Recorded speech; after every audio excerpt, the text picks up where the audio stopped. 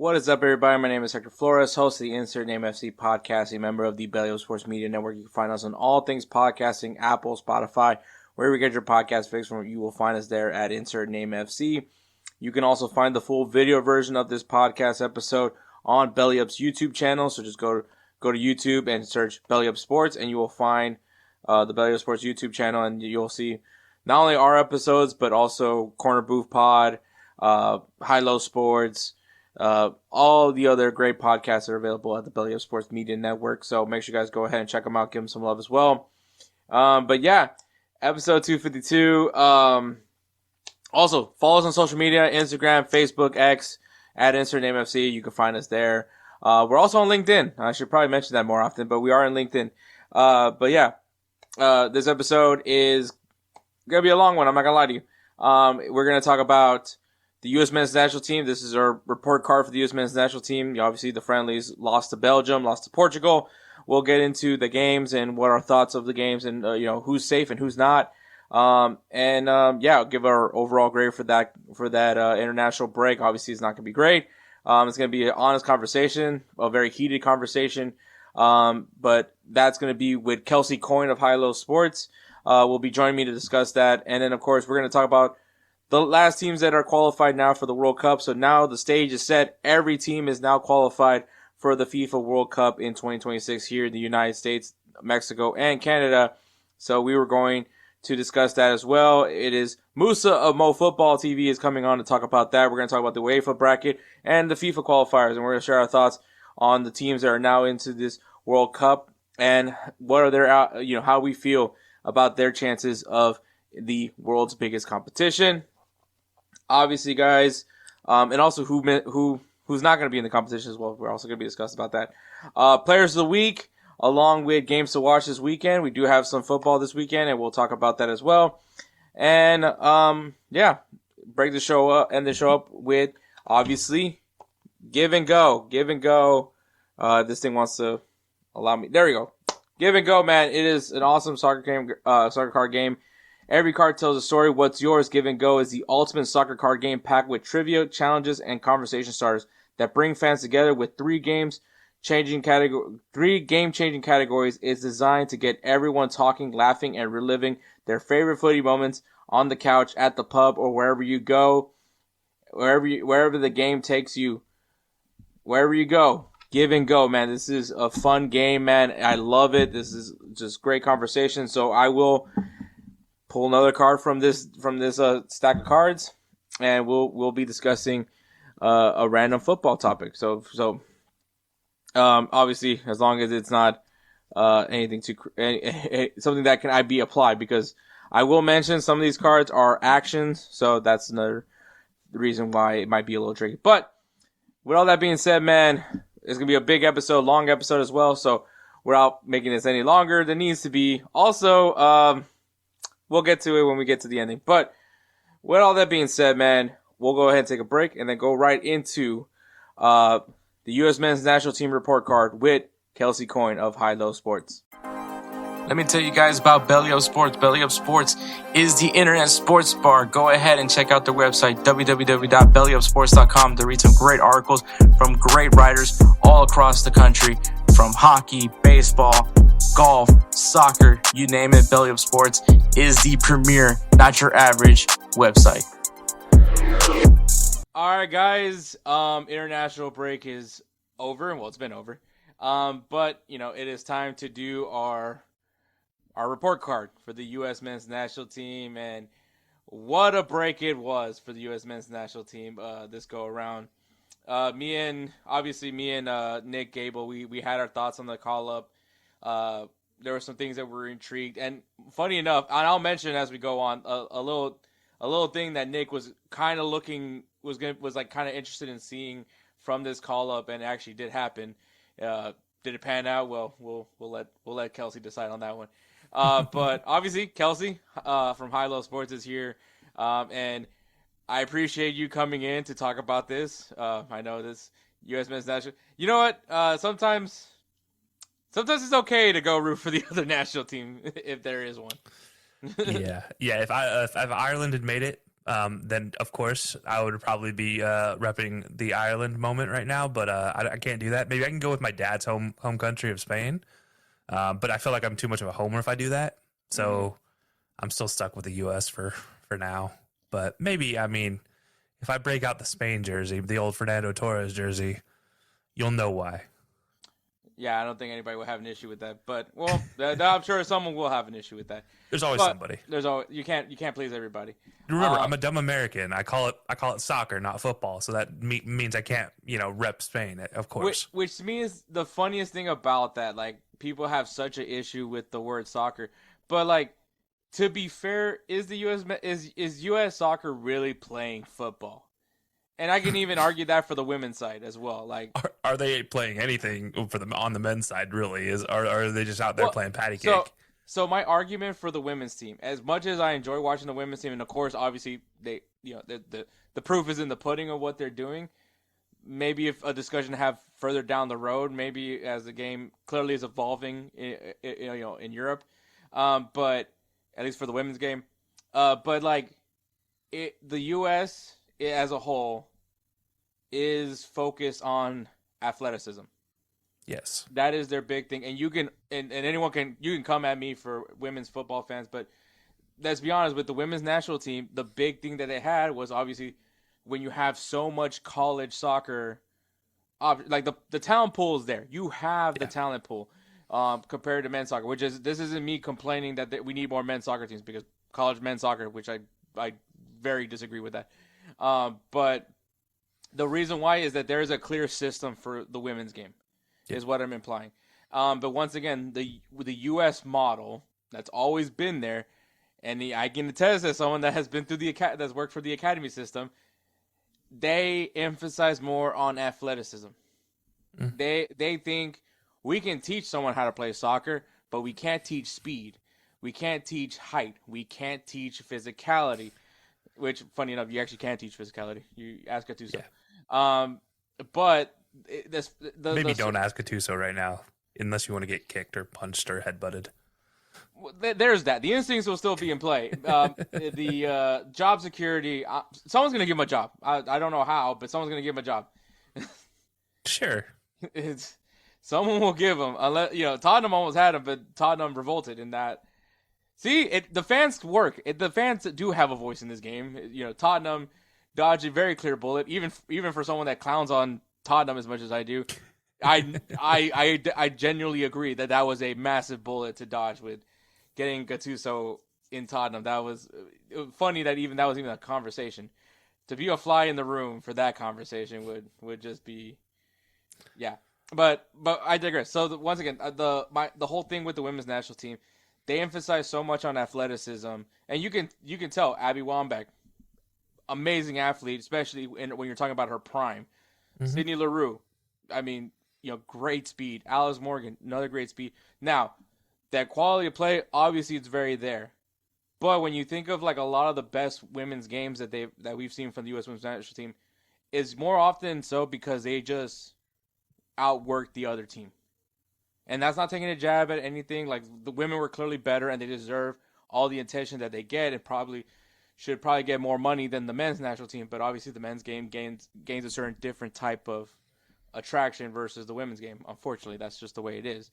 But with the emphasis of athleticism, you can kind of say mirrored to the U.S. men's national team, it's kind of the same principles where they emphasize more on physicality, physical features of a player, more so than good play. And I've seen many academy players where I'm talking about kids, who show really good technical ability.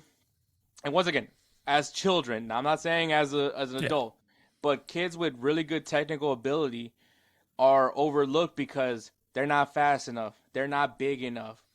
They don't meet the quote unquote player profile that they're looking for. And so you miss out on these guys that are great with the ball. Maybe not the fastest guy. He's not going to pass the beep test or not do well in the beep test. But there's players that we overlook because we're emphasizing more on pace. We're emphasizing more on height. Like, weirdly enough, I've been watching, obviously I'm still following the Dynamo Academy, And obviously right now they just concluded with Generation Adidas Cup.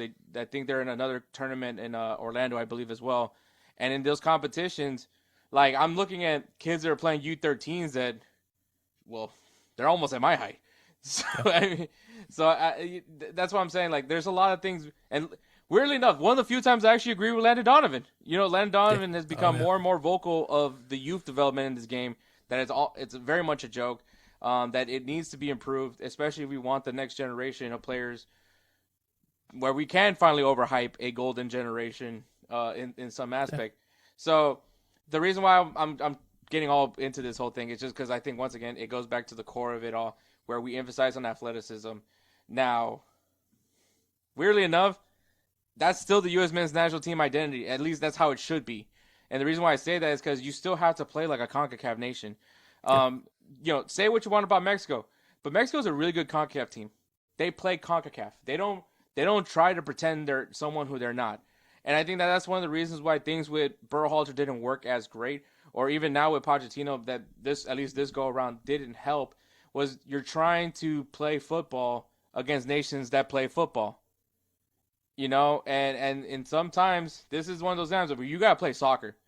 And I think the tale of this call up, at least, was the first half was pretty good, but then came the second half, and I think that was the exact theme of these two games.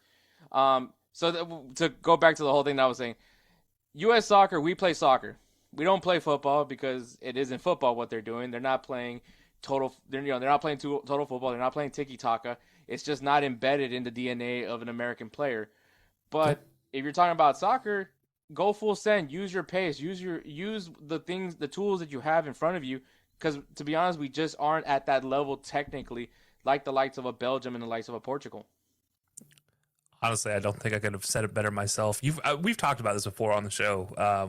We talked last go around in the Gyasi Zardes conversation. He was a stereotypical American player. He met every measurable, but his touch poor, and his actual finishing ability poor. But what he could do was he was faster than everybody. He was physical, and he could run like the wind and just find himself in the right place by accident. That's what Gyasi Zardes always did. That's what made him even burst on the national team. And then there you had the Breck Shays, who was probably too tall, was too skinny, wasn't physical, but on the ball was one of the more skilled players we've ever had roll through the U.S. men's national team. But he only lasted 2 to 4 years. But it was under a German coach who recognized the ability of that player that brought him on. If you look at all over the country, all over the world and different nations, there's always a stereotype for every nation, right? That's just what it is. There is just a generic stereotype for every nation. And for America, it is absolutely physical, strong, fast, lacks actual skill on the ball. And let that be the thing that they believe, and then show them that you are physical, you are fast, you are big. Oh, by the way, he does have a fine touch. That would be defining beyond just soccer, which we do have players that are absolutely maestros on the ball, but when do we see them?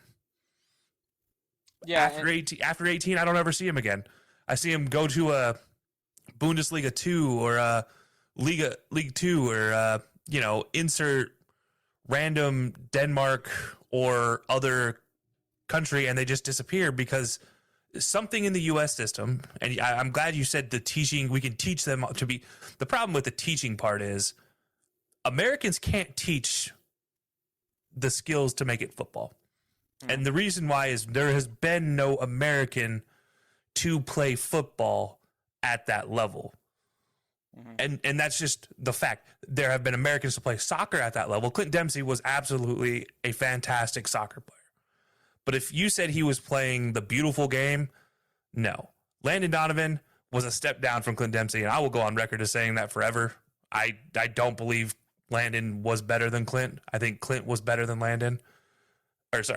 And I think even that was still a stretch to say either one was playing football. So you look at that, and you said it, coming into this rotation, what are we? If we're not the nation that plays soccer, what are we? Because what I saw on the pitch these two friendlies was a team that lacked an identity, a team that was trying to play catch up, a team that was just trying to figure out what they wanted to do with the ball, and they couldn't figure it out in the time needed to score a goal. Especially the second game against Portugal. How do you get blanked 2-0 by Portugal after scoring 2 against Belgium in a 5-2 barn burner? Like, there's so many problems with this U.S. men's national team, and I'm actually really glad I'm wearing the insert name FC better shirt, or I have that shirt in the background right now, because it's not Pochettino that I'm worried about. It's just the in general identity of the U.S. Soccer Federation and the U.S. men's national team. Are we better than Berhalter? Are we better than we were with Bob Bradley? I don't think so. I think we've lost all of our identity. And despite all the bad things I've said about Berhalter, the one thing he did do was, well, we're Americans, so we're going to play CONCACAF football, CONCACAF soccer at the end of the day, and that's fine. But it's hard to say what I watched this last 2 weeks was anything close to football. Honestly, it was just, we're out here, guys. We're debuting our brand new kits. We're trying new systems before the World Cup hits. It looked like a host nation just getting their way into the tournament. Just a team that hasn't played any competitive matches against a whole team that just qualified and has literally on both teams looked fantastic in club and country. And now you're going to sit here and say, oh, hey, we didn't have any competitive matches up till now. We're here, but we're just, fine-tuning everything. You've had 2.5 years to fine-tune, but you screwed around and you messed up with two coaches, technically 3 coaches, and you didn't figure it out. So now you are 90 days away from the kickoff, and less than 60 days away from the kickoff, and guess what? 0-2 in the friendlies leading up to the World Cup. You are 45 to 50 days away from your camp, and you don't know what you are. And that's terrifying. If, as a U.S. men's national team fan, I am absolutely terrified about what is about to happen this summer, because what I watched is, there were some bright spots. I'm not going to lie. There were a couple players that I'm like, oh, cool. But overall, I don't know what we're going to do in the back. I don't know what we're going to do in the midfield. And I sure enough don't know who's going to score goals at this point in time, because 2 goals, we gave up 7. That's not a good look for anybody, and especially not a host country. We might be the first host country to ever not make it out of the group stage. That's where we're going. We don't count them. But yeah, this is where we're going. It's depressing. It's sad. I was like, you texted me about doing this, and I was like, crap. I got to find some positives to say about what I just watched. The fact is, I honestly struggled to find some positives, but I did find some. But we'll talk about those in a bit. But yeah, that's my first overall take on what I just watched. Is we lack identity, and I'm scared to death about that. Yeah, and I think that's the fairest of all reactions. I'm actually not as. I mean, there's things that definitely need to be addressed, but I'm not looking at that emergency ship right now. If that makes any sense. I've been looking at it for months, so. And I get it. I get everyone's concerns, and trust me, these 2 friendlies are not ideal. And I remember, I think there was I was watching some post game show. I think it was actually CBS's. I believe TNT, CBS. I don't know who the fuck does it. Sorry for Kelcey. But Cantor's kid. I always feel terrible for not knowing what his actual name is, but Andres Cantor's son, who obviously, if everybody knows, well-respected announcer in the Spanish side, but his son covers the game in English, and I actually believe they had a really cool father-son game where they broadcast the game together as a father and son. I believe it was English, by the way, which that was kind of weird. But anyways, that's not the point. So he made a very good point, and it's this is what happens when you play 2 really good nations in your international break. They could have, Pochettino and the US Soccer could have gone the route again of calling, obviously calling a team like Australia or calling another team like Paraguay, which not taking jabs at them, not saying that they're better, that we're better than those 2 nations, but statistically we are. Statistically, of course, but I honestly believe that. So for people that want to know what my real thoughts with the U.S. men's national team, one, I don't think they're heavy favorites to win the World Cup. I don't think that because we're in the United States that the U.S. is going to be favored. As a matter of fact, I wouldn't be more surprised if we have more fans of the other nation, more so in the stadium that we'll be playing in. But the U.S. isn't a top nation. It's not. It's not with the likes of Belgium. It's not with the likes of Portugal. I know Belgium is kind of moving on from their golden generation, but you know what? The next crop of guys, they're pretty fucking good, by the way. No, sorry for cussing Kelcey again. Portugal. Hopefully Kelcey remembers early days of insert name FC, because I boldly was saying that if I could see another nation that could beat the next France, which was this group of young French players that also have a lot of experience together that became that team that won the 2018 World Cup. Obviously, we weren't around when the 2018 World Cup was a thing. But I was like, if there's a nation that has that same mixture of young players that are doing good things across the world, and on top of that have had plenty of experience playing together in the international stage, that team was Portugal. Yeah. That was when Rafael Leao looked phenomenal. I don't know what's happened recently. But, you know, a young Rafael Leao. Nuno Mendes wasn't even a thing when I was when I was talking about that crop of Portuguese players. You know, Bernardo Silva was a lot younger back in the day. Like now you're seeing Conechao, really good player. Obviously plays it over at Juventus, or I believe Juventus. I could be wrong on that one, but pretty good player. Rafael Leao, I feel like will eventually figure himself out. That's just a dumb thing for me to assume, but you know there's good when it comes to Portugal. There is a lot of good young players. Obviously, you know, Francisco Tricao, João Felix, who is starting to find confidence again. Yes, at Al Nassr, but still finding confidence again. So there's things about Portugal that I would say that they're definitely a team to watch. Obviously, the most pressure of all nations, in my opinion, because of the fact that Cristiano Ronaldo is going to put so much on himself because he cannot end his career and not lift a World Cup, even though he's took Portugal in places they have never imagined they could get to. And this is not me being a Cristiano fanboy, because remember, as I told Jose from Goals TV, Ronaldo can fuck all once he left Real Madrid. Sorry for cousin Kelcey, but that's just my point. Portugal, Belgium, two teams that I would argue are right now at top of their game, and. You know, maybe not Portugal. I don't think are heavy favorites for the World Cup. I think they're kind of in the lower top 5 team in the rankings right now. So I take rankings with a grain of salt, but those play into the odds of winning a World Cup. Yeah. So I mean, Portugal has a lot to play for. Belgium, you can argue this could be Kevin De Bruyne's last World Cup, and you know when you think about it, and Thibaut Courtois. Some people might say Thibaut Courtois, but I mean with goalkeepers, you never know. He might have one more in him. But that, with all that being said, that's my point. These are two good nations. These are two of the best nations. To have them go against them back to back in like a few days is a tall task to say.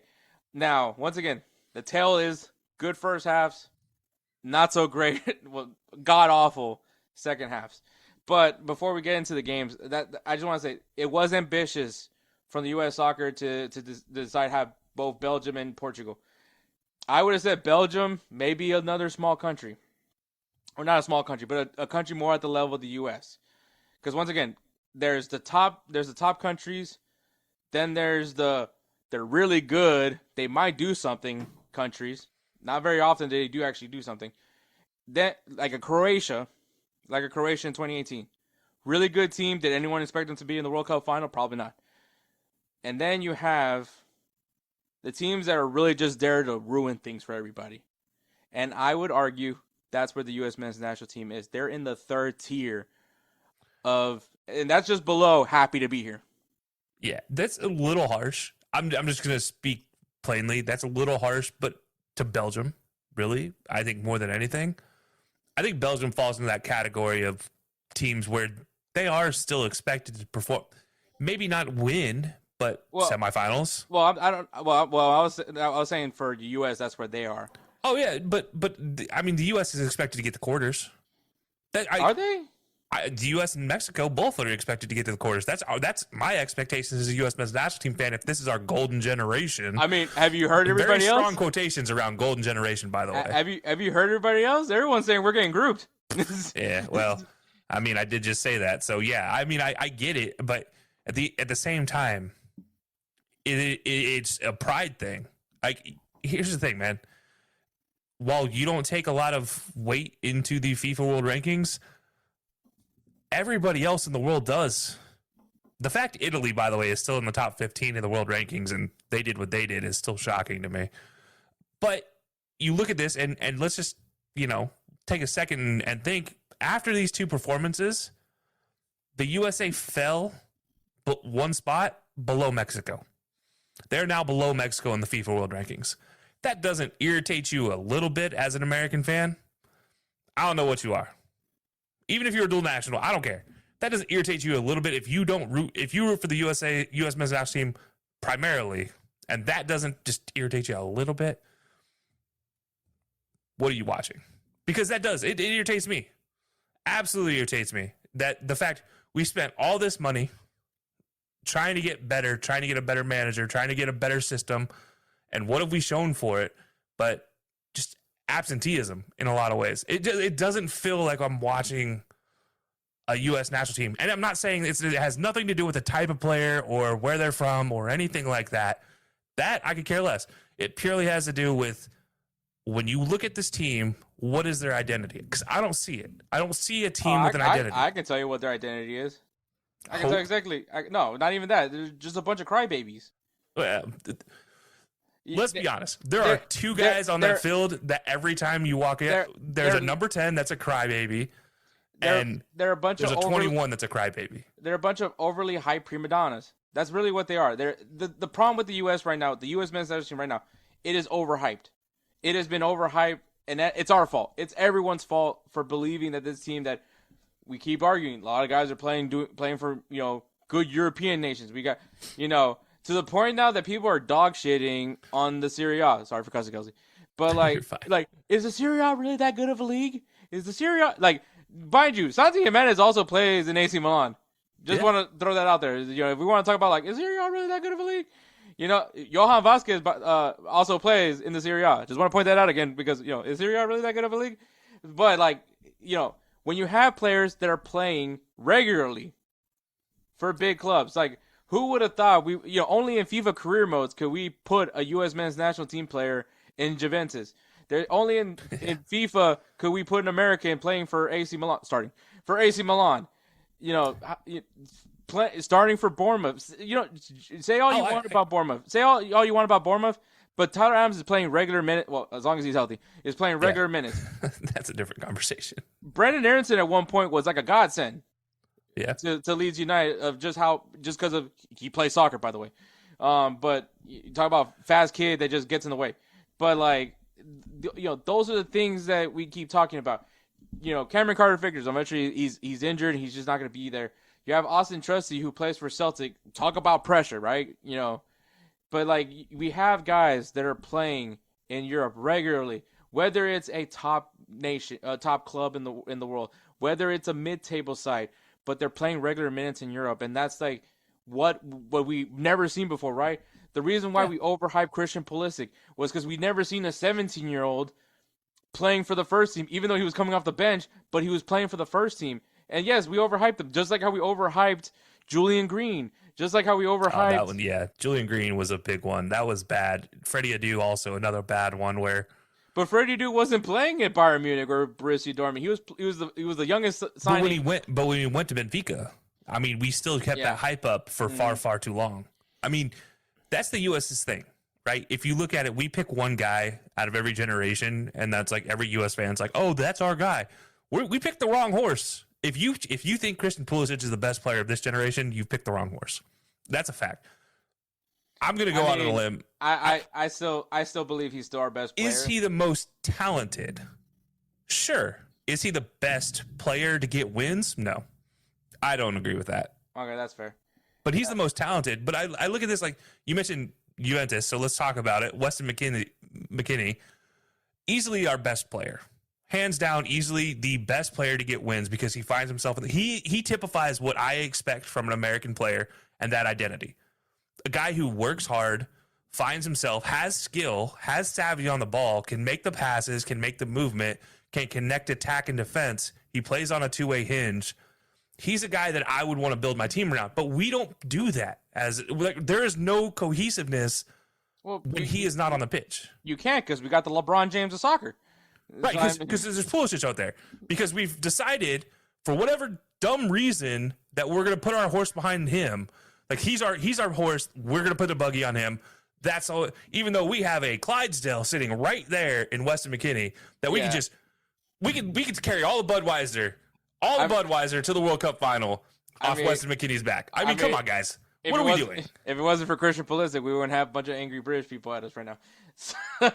You know what? The angry British people can go kick rocks. They can go drink tea out of a bay for all I care.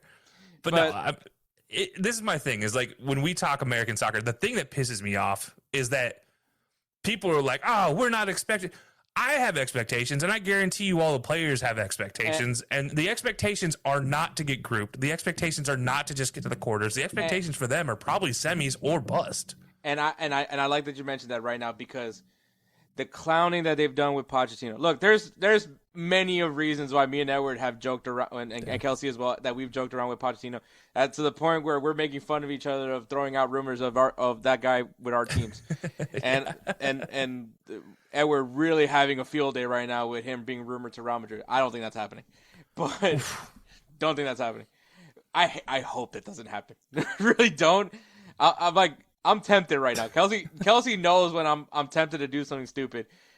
When I'm really confident, you know what? Fuck it. Sorry for Kelcey. Jersey bet. Here's the jersey. Yep, there it is. If Mauricio Pochettino is the next manager for Real Madrid, I will do a jersey giveaway. Boom. There we go. It's official. Can it be a U.S. men's national team jersey just for the fun of it? I'll make it. I'll be open. It can either be USA, Argentina, or Real Madrid. Those are the three. Those are the three kits. So I really hope I could use one of those navy blue jerseys. I mean, I think you're waiting, bro. You before we get more into this, the funniest thing ever was the fact that because everybody knows on Belly Up I did a kind of like a little review, a recap of my thoughts on the kits for the U.S. men's national team, and why I like more the Stars kit than I do the Stripes. By the way, I've always said it. I'm not a fan of the Waldo kit. I know that a lot of people love the Waldo kit. I didn't like it either. I'm just not a fan for it. This kid looks really nice. The Stripes kid looks really nice. Not trying to take away from it. Waldo kit I know is iconic. There's just certain kids or jerseys that just I'm not a fan of, but people like them for some weird reason. That weird Bumblebee Pittsburgh Steelers jersey is one that I never understood. Maybe it's because I'm fat and I just know what horizontal stripes does to people. So maybe that's the reason why I just refuse to wear it. Yeah, that could be. I mean, maybe I'm subconsciously making the same decision. But yeah, the reason why I like the Stars kit is also because it reminds me of Captain America from Endgame. But that's fair. But the reason why I was going to point that out is because when interviewing Mauricio Pochettino, he said his vision, he's focused. Not his focus. His goal is to make it to the semifinals, and everyone just started clowning him for saying. Mm-hmm. First of all, when have you ever wanted to go hear a press conference and someone say, you know what? Just as long as we go out there and have fun.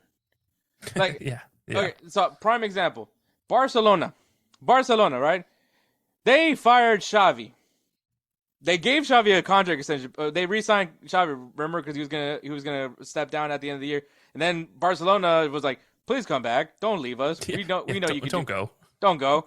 And then what does Xavi do? He goes into a press conference and says, I don't know. I don't think we could compete with Real Madrid. Maybe not exactly like that, but basically that was the gist. Yeah. It was a subtext. That dude got sacked the next day.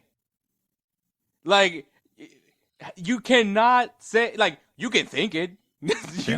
I can think it. I can say that shit.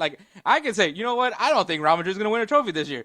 I can say it. I don't want the manager. I don't want the players to be saying that.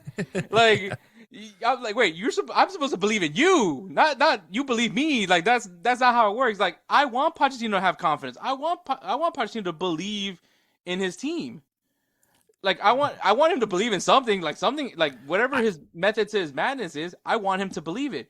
Like I want the players to be like, we're going out there to win. We're not like first like any country that goes into the World Cup should be going in there with the goal to win the World Cup, even if it's a stretch.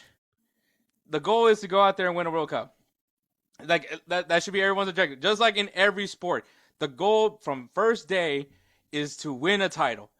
Even if you're considered a minnow, even though some people are saying you might be relegated, like the objectives are different. The board objectives are always going to be different. But at the end of the day, the objective from opening day, we're winning a title. We're coming out with some silverware. That is the goal. Do you do it? No. If not, well, that's when your board's expectations comes into play. But as a manager, as a player, I want my players to have confidence. I want them to believe that they will win. Like that's crazy. But crazy I will say this: it's been since 1930 that the U.S. men's national team has gotten into a semifinal position, and I when get they finished that. third. And so I get let's be realistic. If this is our golden generation, and you truly believe that, yes, I'm pissed off the fact that Pochettino came out and said semifinals is our expectation. Yeah, I'd be irritated. But here's the thing: I don't believe it. You don't believe it. At best, this is our silver generation. At best, it's probably realistically closer to our bronze, because until we figure out our youth systems and our academy systems, we really have no chance of being a top 5 team in the world year in and year out. We're not going to be a Germany overnight. That's not going to happen over the next 4 years. And I understand that. You understand that. We get that.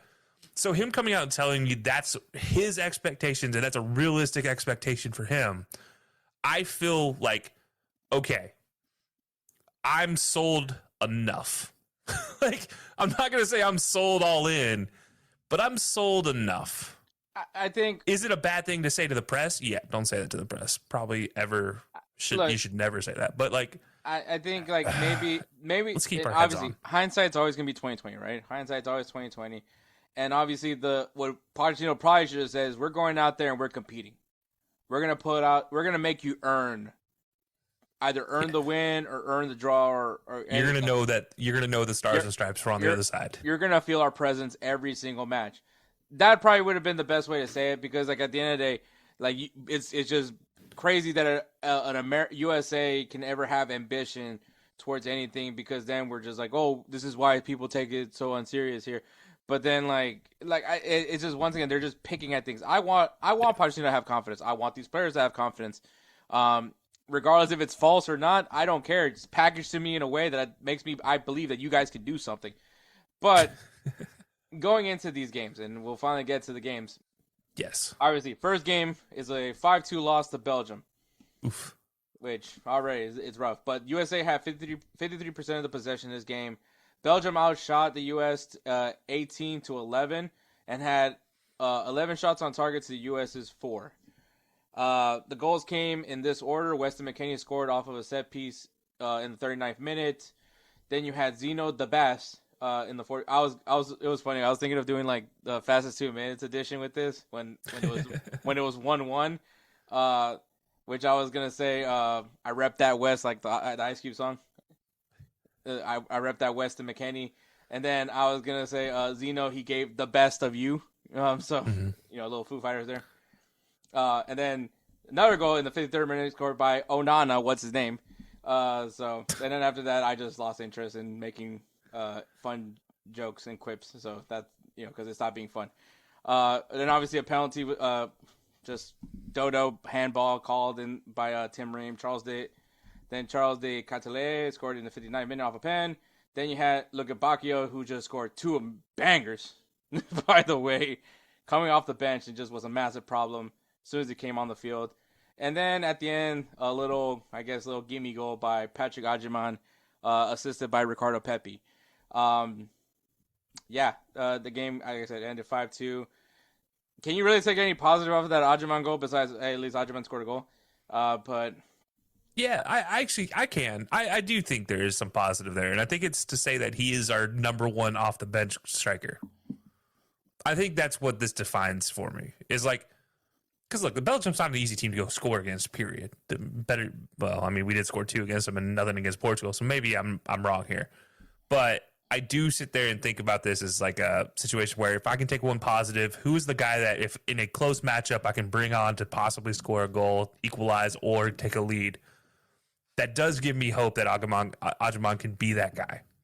Because he's shown it at the club level, so like him continuing that is really my hope, and that's and I think more and more I'm kind of leaning towards Patrick Ajaman more and more, and the reason why is because, and I'm not saying starting 9 by any means, but right, yeah. Next man off the bench though. But kind of going back to what I was saying about U.S. soccer, right? Like their profile, right?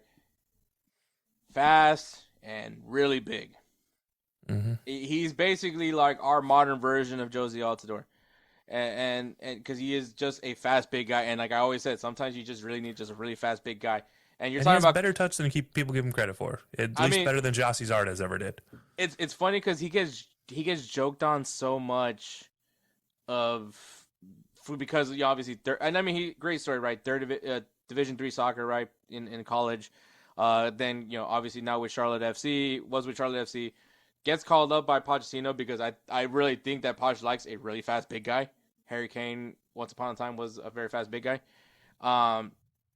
And to the point where his performance gave him a chance to get looked at by Derby County, who people love him over there, by the way. Yeah, I would too. 10 goals in 36 matches and 3 assists on top of it. Like, for Derby, I would take it.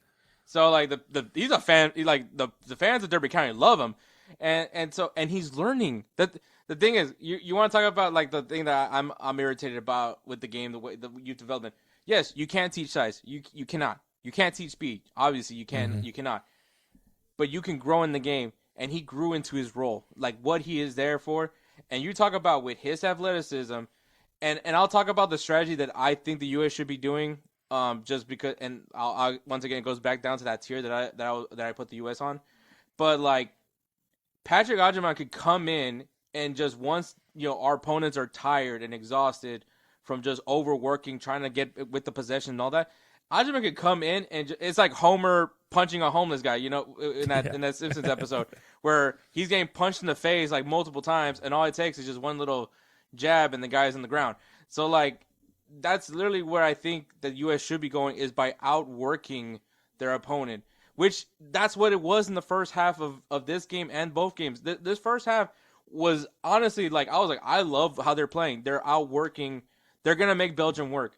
They were making Belgium work from the jump. I love the idea, and we'll get into the formation, which was the 4-2-3-1. In defense, it kind of moved to a back 5, if you will, with, I believe, Tanner Tessman becoming a center back, which take that with a grain of salt. But you had Matt Turner, a goalkeeper. You had Anthony Robinson on the left. Mark McKenzie and Tim Ream were your center back duo. And then Tim Weah was put at right back. And interesting decision, but Tim Weah has been playing fullback for Marseille. So it was not necessarily too much of a change for him. I believe also when he was at Juventus, he played a little bit of wingback as well. So he's familiar with the position. I thought he did a great job against Doku. Doku it's not going to be an easy matchup, period. No. He stayed fairly well with him. Obviously, he got burnt out because you can only do so much when you're going 1v1 with Doku. But this is one thing I will say about Pochettino. How do you not add an extra defender at least nearby to provide assistance to Tim Weah? Because you're talking about one of the best 1v1 guys in the Premier League right now in Jeremy Doku. Tim Weah, tip of the cap, great performance. Should have been pulled out at halftime. This is when you bring in an Alex Freeman. This is when you bring in a Max Arfson, a guy that will outwork your opponent. Right? This is what's kind of going back to it. You gotta outwork him. Doku is gonna take forever to get him tired. That guy can play like that in a full 90. I know that for a fact.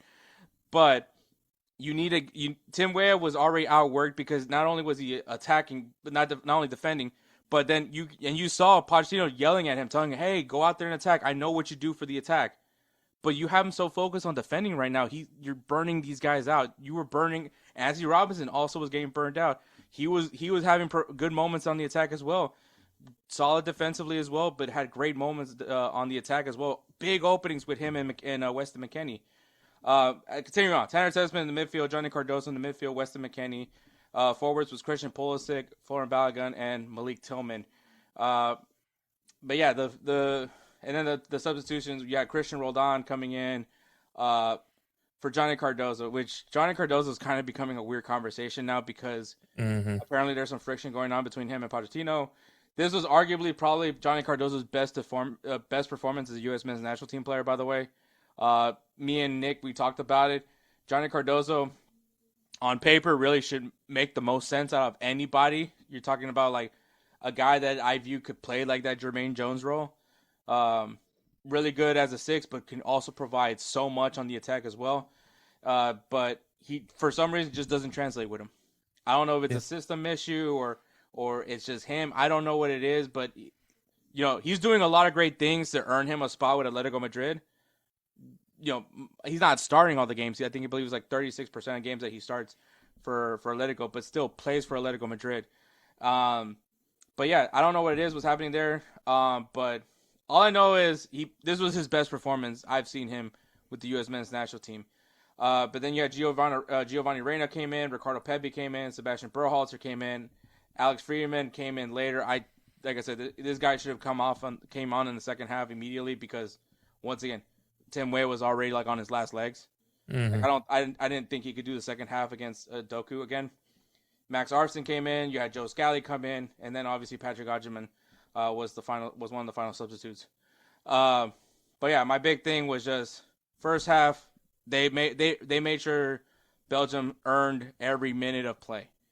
Every play that they were trying to do, they made them earn it. For every opening they were trying to expose, they made them work. Matt Turner had some good saves. I know that my video with Jose Tejas on goals of reacting to the MLS players, I really dogged on Matt Turner, but I just don't think he's our goalkeeper. I think we wasted a game where we could have been seeing a little bit more of Matt Freese. That's just my opinion. But Matt Turner had some good saves. It showed why he was viewed at once upon a time as our top goalkeeper. But I don't know. I think I don't think he's done enough for me to feel like he should be starting over Matt Freese. And I'm not saying Matt Freese has done a lot, but right now we're in a weird period right now with goalkeeper. But Tim Ream, if we're gonna do a back three, we need to have two really physically active center backs along with Tim Ream because Tim Ream is going to not be able to keep up with certain guys. Yes, he has great ball placement from long distance, and that's what I give him. And obviously, he's a great leader. Those are the things that you want, the nice things I can say. But he's not getting younger, and I think maybe it's a different story when we have Chris Richards when he's fully healthy. But yeah, Tim Ream, look, I love the guy. I want to pull for him. I'm rooting for him because he's the only person that's around my age at this point. But like, yeah, I just don't. He becomes a liability if there isn't other players around him that can cover up for what he's not able to do. Tanner Tessman, I have no complaints with him. He's a regular player, Olympically on for a reason. Johnny Cardoso, like I said, this is the best performance we've seen from him. I think that's more of telling of what we're going to see more from Johnny Cardoso as long as he's happy with the U.S. men's national team. Weston McKennie, without a doubt, our best player. Yep. Without a doubt, our best player. This guy not only played in the midfield, he played on the wing. He was basically everywhere on the field. You're talking about what Christian Pulisic should be doing. This guy is doing it. So, and then the last thing I'll say before I go over to let Kelcey take over, Christian Pulisic is pissing me off because he's trying too much. He's doing too much. He's not the thing that like there was moments where all you had to do was just pass the ball. You got the attention that you wanted from the defenders. You had an open player, whether it was a Malik Tillman, whether it was Balogun, whether it was Weston McKennie, whether it was Anthony freaking Robinson. There was another choice to make, and you decide to just go wide, give it to the goalkeeper, let the defender pick it off of you. He tried too hard to be the hero of this game. He's choosing to be selfish, and I think that the reason why is because he's getting too much attention to him right now. He's not performing for AC Milan because he's going through, I believe, a 12-game drought. And then on top of that, apparently his girlfriend broke up with him. So I really don't see the correlation with that. But he's trying to do too much. He's trying to overcompensate for some weird reason. And this is the ridiculousness that this guy should be evolved right now. He should be evolved. This is where he should have some sort of peak. Not peak, but prime. He should be in his prime right now. And he's making doo-doo head decisions like he's still 21. Can we copy and paste my comments from earlier? If you believe that Pulisic is the best player for the U.S. men's national team, you obviously haven't been watching the U.S. men's national team. This is a game that just typifies that to no end for me.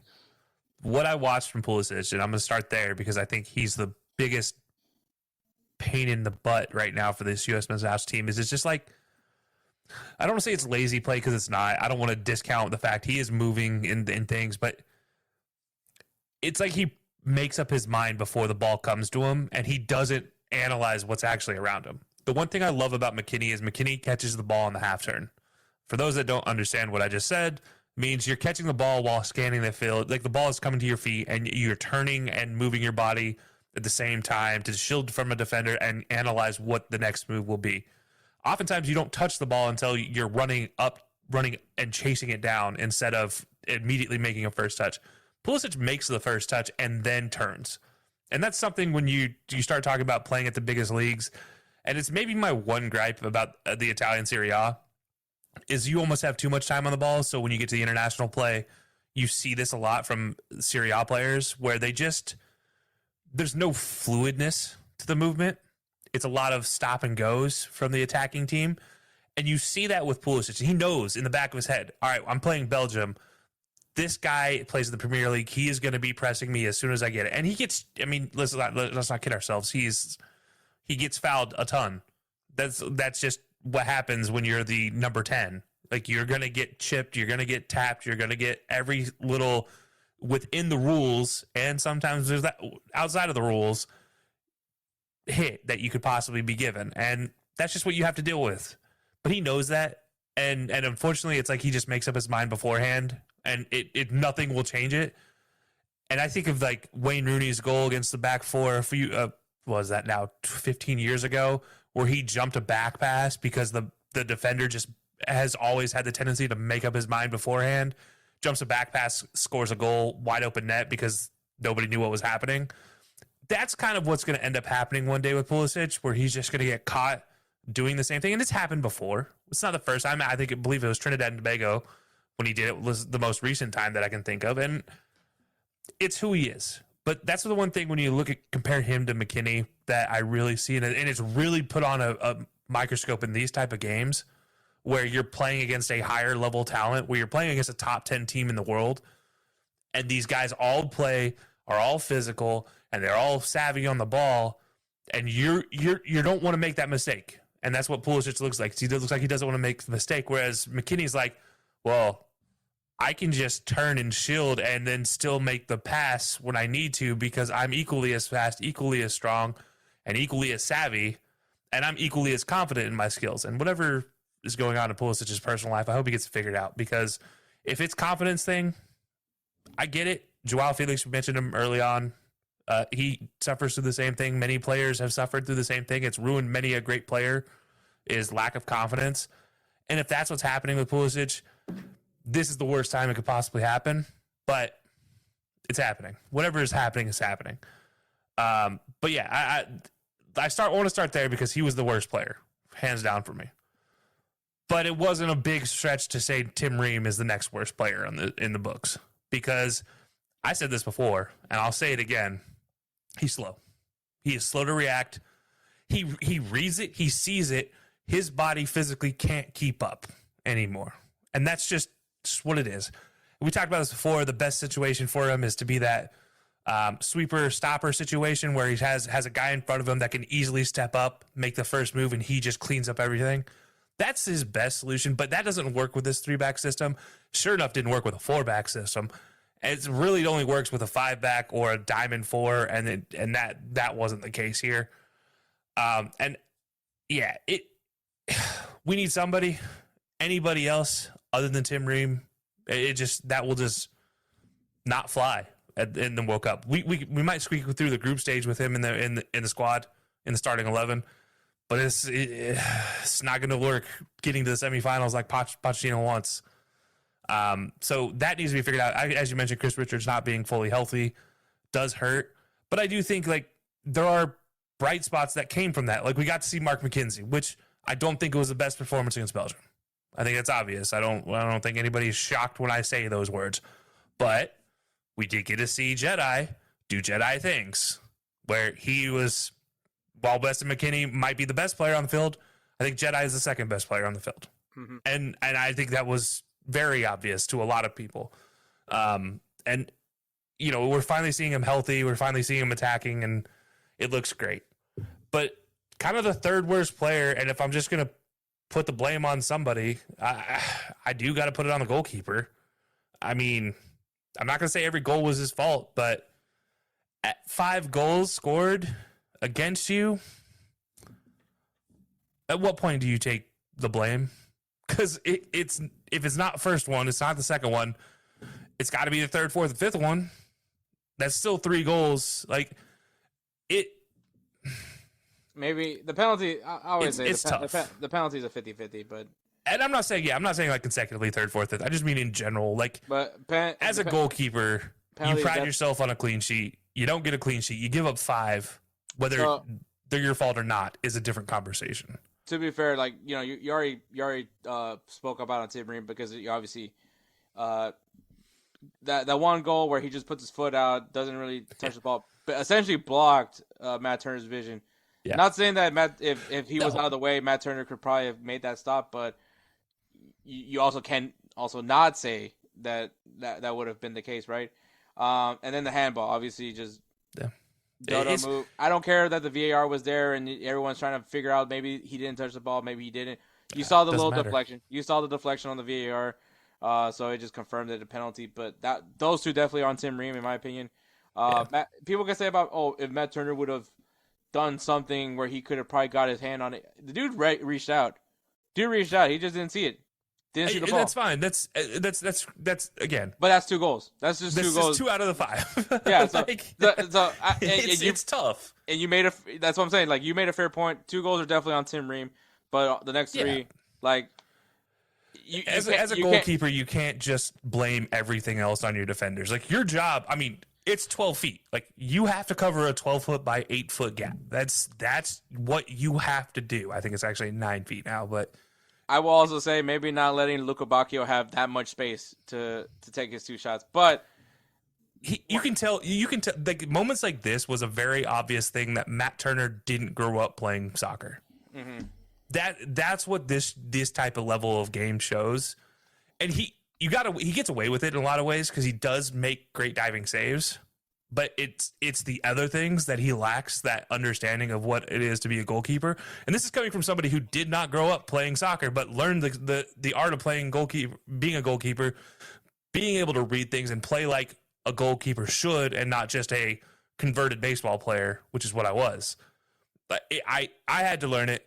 And it's something that Matt Turner also had to learn, but he also hasn't grasped the finer aspects of that. Like, hey, it is still okay if you catch the ball. It's okay if you punch it over. It's okay if you don't have anything and you just want to kick it 17 rows deep. That's fine. Your job is just to keep the ball out of the net. Mm-hmm. That's it. And he does it it's just moments that he just forgets that. Which, to your point about Matt Freese, yeah, we probably could have seen more Matt Freese. I actually would have said something along the lines of I'd like to see Brady or Schulte just to know what I have for them against a Belgium. I think that would have been the key there. Is I want to see those two in a top 10 matchup, knowing full, like if I'm Poch, I know full well Freese is going to play against Portugal. Like I know that. So now I want to see the other two because I know what to expect from Turner, and that's just it. That's me. But also, I don't think he was the most responsible out of those 3 guys. I think he was. I'm being mean by putting a lot of pressure on him, but also he's a guy that fell off the edge of the earth for the U.S. men's national team. You know, that Arsenal situation. It's crazy that we're having a conversation about goalkeeping, by the way. Oh yeah, we talk about U.S. identity. This is U.S. identity. But I'm just saying, like that. It's crazy that we're talking about goalkeepers when we thought Matt Turner was going to be our guy, right? Like he was, hands down. I mean, honestly, a year and a half ago, before the Arsenal move, was the dude, without a question. And now it's like, well, might not make the roster. And I think it's just it went down to just poor decision after poor decision of where to play. Yeah. I think Arsenal, yes, ambitious. It's awesome. Play for Arsenal. Maybe you thought you had a good chance there just because like they were going through some sort of goalkeeper crisis of their own. You know, you do bring in Aaron Ramsdale. I valued Aaron Ramsdale, but obviously Arsenal did not. But you know, it was Aaron Ramsdale. Aaron Ramsdale was the guy you were essentially competing with if you're Matt Turner, and I don't think he did enough to be able to jump over Aaron Ramsdale. Now David Raya, on the other hand, showed exactly why he should be starting over Aaron Ramsdale. But I think, and then you know, I believe he went to Nottingham Forest, I believe. Yeah. At one point, that alone is just he needed to go to a place where that needed a keeper. I don't think Nottingham Forest was one of those teams. I think he was competing for the spot, but he lost it right away. Then went to Crystal Palace. That was he needed a Tim Howard arc, is what he needed. Where Tim Howard signed with Man United, obviously wasn't going to get playing time. Ends up at Everton where they needed a keeper, and he took over. He was the dude, and that's what he needed.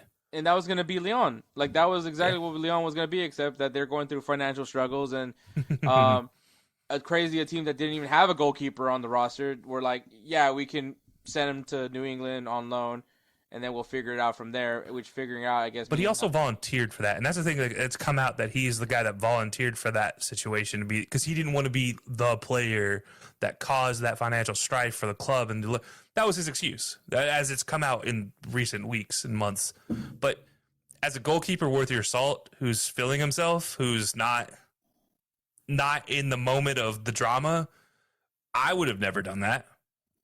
And so like that tells you where his mental state was when he's going to Lyon on a big ideal move.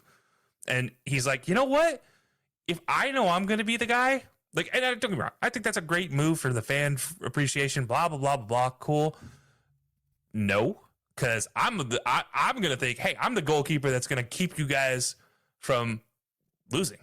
I'm the guy. I'm that keeper. That's my mentality, not the mentality. Let me take a pay cut and walk away.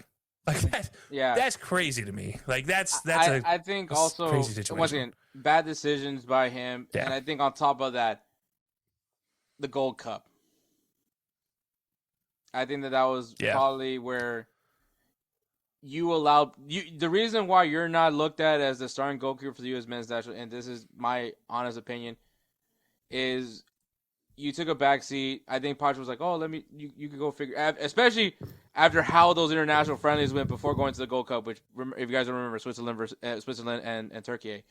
Just Google if you want to know how that turned out. So you had that bad taste in your mouth with him, and then here comes Matt Freese, one of the brightest spots on the team for Gold Cup. Yep. Besides Chris Richards and Diego Luna, like, you know, these guys, all three of them are now looked at as safe picks for the U.S. men's national team. On top of that, you know, Chris Richards probably might be the next captain for the U.S. men's national team just because of what he was able to do in the Gold Cup. I mean, as long as he's healthy, it's Tyler Adams, in my opinion. Maybe, but honestly though. But to get back to the game before we both digress too any further, I do have one other player that I know you didn't say anything about, but I do want to say something about, and it's Malik Tillman. I think Malik Tillman showed that he deserves a conversation for starting because he is easily as influential as Weston McKennie on the pitch. Him and Weston, I think, worked perfectly together as far as the give and take goes of in that midfield being able to drop back, to move forward, to press the attack, to sit back and defend. Where do you put him? And that's the hard part.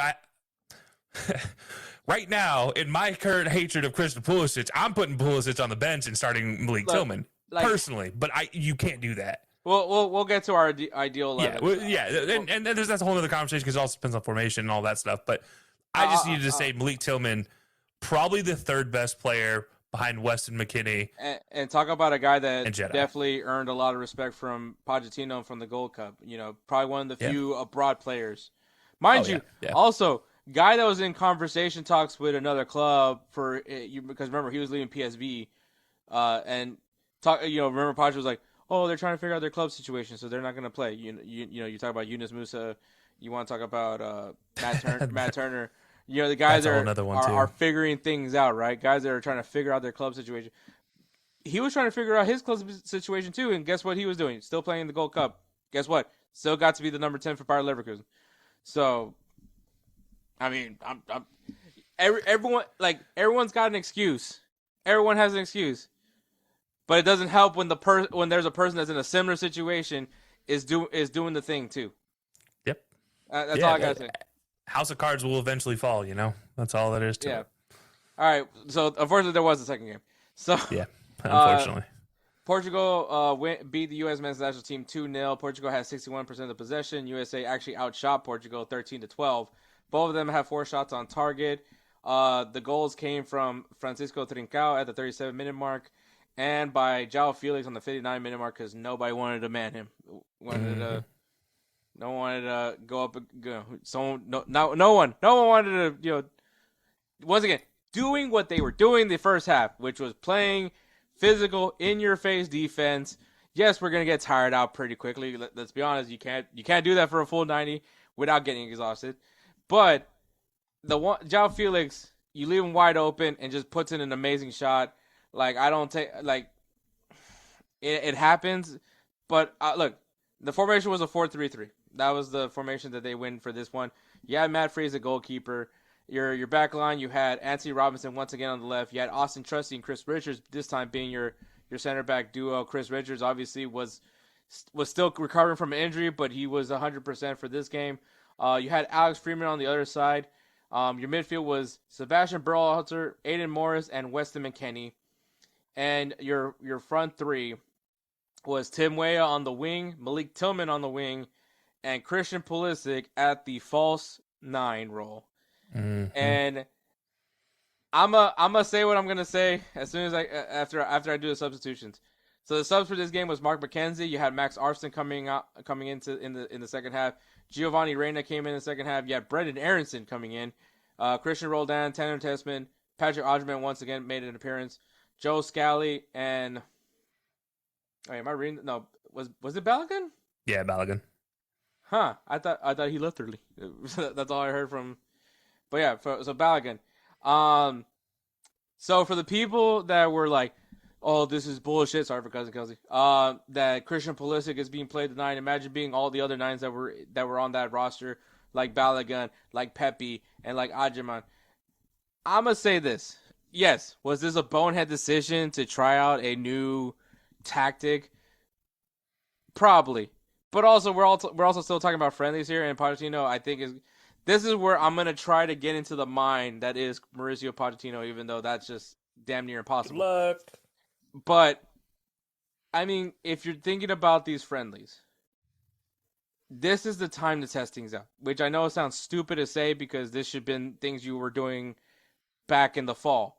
Is testing things out. If you wanted to test Christian Pulisic at the false 9, that's probably where you should be doing it. Not when this is the last call up before the World Cup type of thing.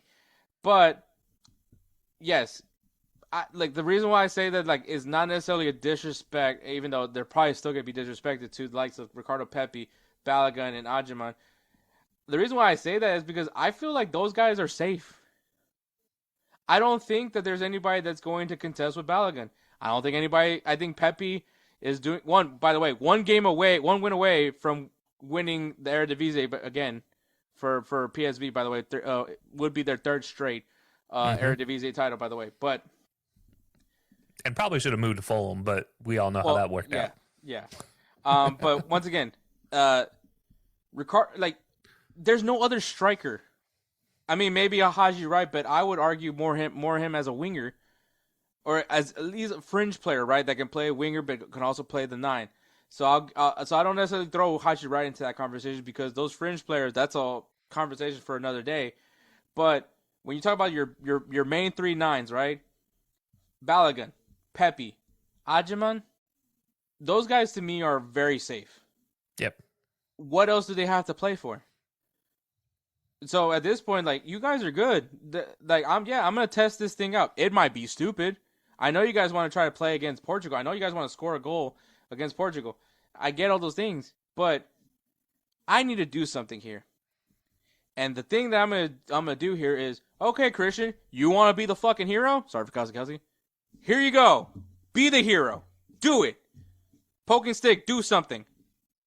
This was Christian Pulisic's opportunity. And what did he do?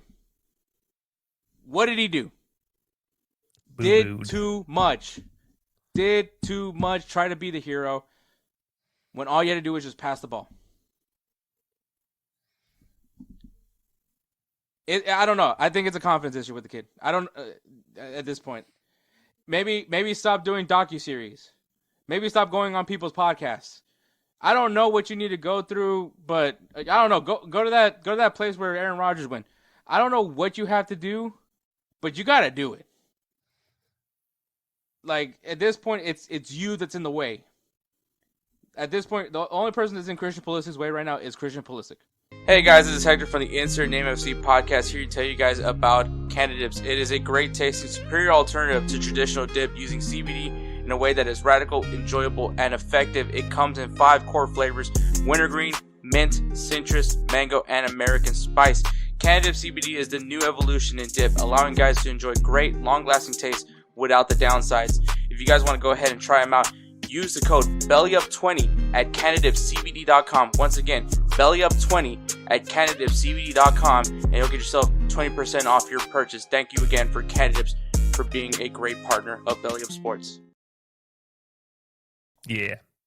Well, do I need to reiterate my comments from earlier of how I want him to be benched at this point in time with his current form? I don't care if he is your number 10. Bench him. Show him he's not untouchable. Show him that just because he wears the number 10 does not mean he can be a fool and play terribly and still get a spot night in and night out.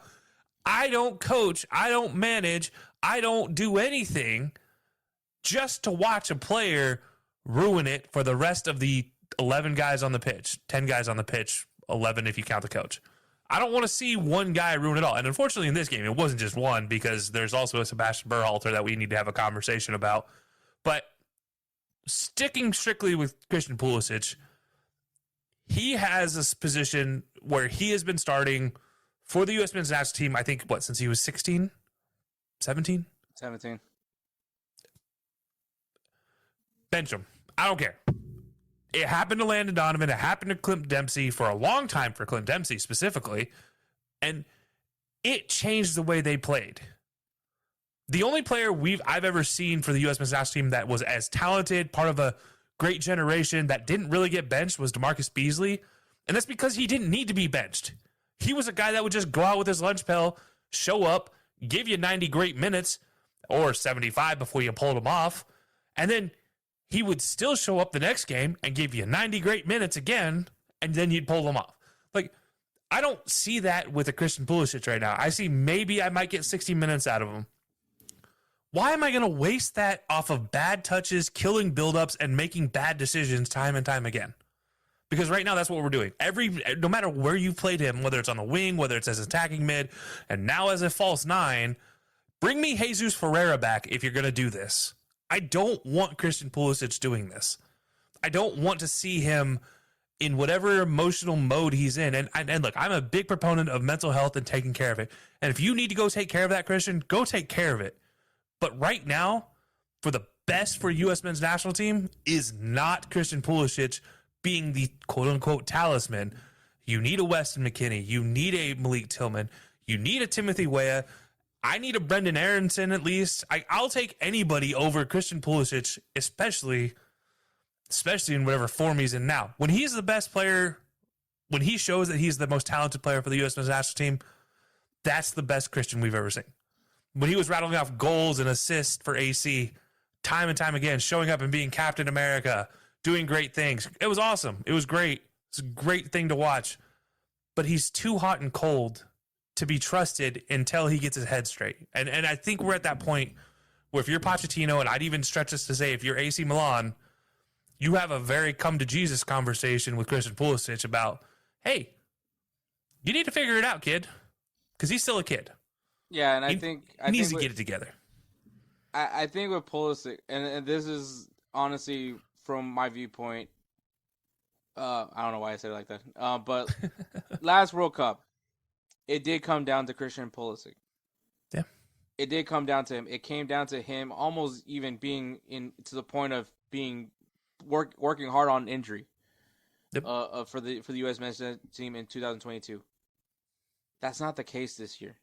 We don't need him to be superhero. You don't need to be Superman, man. Like sometimes you can look. The evolution of Weston McKennie is point proof of it. Was Weston McKennie at the same level as Christian Pulisic in 2022? No. He was good. He did his role. He did his job, right? His game has evolved now with AC Milan because of the fact that the man plays almost everywhere on the field minus goalkeeper. Yeah. He's learned a lot. He's learned under some of the top players in the world at Juventus. You know, obviously the likes of Chiellini and many other, you know, guys over there in Juventus. So like he's learned a lot under that time. He learned a lot in his time when he went to Leeds. You know, like he has evolved since 2022. Weston McKennie has evolved to having a really interesting prime. Yep. Unfortunately, that's not the case with Christian Pulisic. I feel like he's almost the same guy, except now he's playing regularly. Like he is a regular guy. He's looked at as a regular player for AC Milan. Yes, what happened at Chelsea could mean a lot. Could be a lot of reasons why he wasn't a regular player. One, his health was probably was not his best. And then two, if you believe you're on par with the guy that's starting over you, then why the fuck would I start you over him? Sorry for cussing. Mm-hmm. So like the only thing that's different with Christian Pulisic is while he's still doing the same things that Christian Pulisic always does, he's now getting regular minutes. But I haven't seen any evolution besides in AC Milan now, and I believe it's Allegri who's the manager over there. He has Christian Pulisic playing freely. Like, you know, trust your instincts, go do your thing. I don't know what happened here. I don't know. I don't know where the loss in translation happened here because him being put at false nine was like, all right, go do what you do. Do what you do normally for Allegri. Link it together. Do what you always do with Allegri. That's not Tim Weah. That's Rafael Leao. You know, like, I just don't see where the translation is happening with Christian Pulisic. Like, at this point, he just has to get out of his way. He needs to realize that Tim Weah has gotten better over the years. And, I mean, he was a really good player to begin with. Now you got a Malik Tillman on your side. Like, that's a huge... Like, that should be a huge weight off your shoulders when you have a guy like Malik Tillman who is also very much evolving. Still very young, by the way. Absolutely. And of course, then Weston McKennie, who will take the risk of getting out of position if he knows it's the right decision. Yeah. When you're the only player that's stagnant and everybody else around you is evolving and you keep wanting to put the blame on everybody else, that's a problem. And it's not like he's physically putting the blame on everybody else, but let's just be honest about it. Nobody wants to put the blame on Christian because we don't want to admit we are wrong. And I think it's high time we have a real hard conversation about this, that does he deserve to even be starting in his current form? And I think that phrase, current form, needs to matter more than what number is he wearing. Mm-hmm. I don't care if you're number 10. I'd rather see a number 23 out there starting if he's in better current form than a number 10. Mm-hmm. And that's crazy to some people. Some people are like, what? No, you can't do that. History tells you number 10s are absolute. You don't know soccer. If that's your only thought, number 10 didn't matter except for very few cases. And honestly, it didn't really become a thing until Maradona and Pele made it famous. That was it. Like, those are the two guys that really made the number 10 famous. which is great, cool. But let's not put too much stock into it when we have a guy wearing 10 who's, for lack of a better phrasing, awful right now. And you have everybody else showing up and performing at as high of a level as they possibly can. We have Timothy Weah, and look, let's not kid ourselves. This wasn't the best game for Timothy Weah against Portugal either, but it was a better game than watching what Christian Pulisic was doing. It kind of shows me where I really want Timothy Weah to be playing, and it's definitely not as a right back. But this is a situation where you look at it, and it's like he can't stay stagnant. He didn't have that much of an advantage on any of the other golden generation, quote unquote, players to just be the same player after Qatar. And yet we're probably talking about him being worse because he's not doing the things that made him so good, which is attacking, making on the spur of the moment decisions to pass and link play and get things going. When Jesus Ferreira was playing a false nine, you saw Pulisic make the moves to get open or even score in more cases than not to get you the goals. Hell, and even a Sebastian Lletget. Yeah, like at this point in time, it's like, what is the benefit of putting a Pulisic in his current form? Because I'm not seeing it at all. Mm-hmm. That sucks. I hate saying that too. I get that. I truly do. But at the end of the day, I think Pulisic is going to be on the roster, and he's definitely going to be on the starting lineup. It's just trying to find that Christian Pulisic again is going to be the conversation piece. I mean, but yeah, let's get into the duo 6s or 8s or whatever the hell you want to call it with Aiden Morris and Sebastian Berhalter. I've said a lot of good things about Aiden Morris, and I'm not taking anything back. I think he's a really good championship player. I think that he is growing. His move to the championship was a really good decision for him. And then you have Sebastian Berhalter, who I think, talk about guys that like really earned Pochettino's respect from the Gold Cup. He's one of those guys, but I think more and more we're learning he's just not at that level. Yeah. He's good. I'm not taking that away. Is he important to Vancouver Whitecaps? Definitely. But I think when we're talking about fringe players, and yes, that's where Sebastian Berhalter belongs in this conversation. If you're talking about those fringe players that may or may not make the roster, the thing that I think that hurts Sebastian Berhalter is that he can only really play one role, and that's being an 8. I think that's literally what he does. He has great vision. I won't say great. He has good vision. Yeah, he's definitely a set piece guy. But I mean, have you seen our roster? Like, is Sebastian Berhalter about to take a free kick over a Christian Pulisic, a Malik Tillman? Is he going to take a corner from Anthony Robinson? I don't think so. Not that I'm voting for. So, I mean, are there things that I like about Berhalter? Of course. There's things that I like about Berhalter.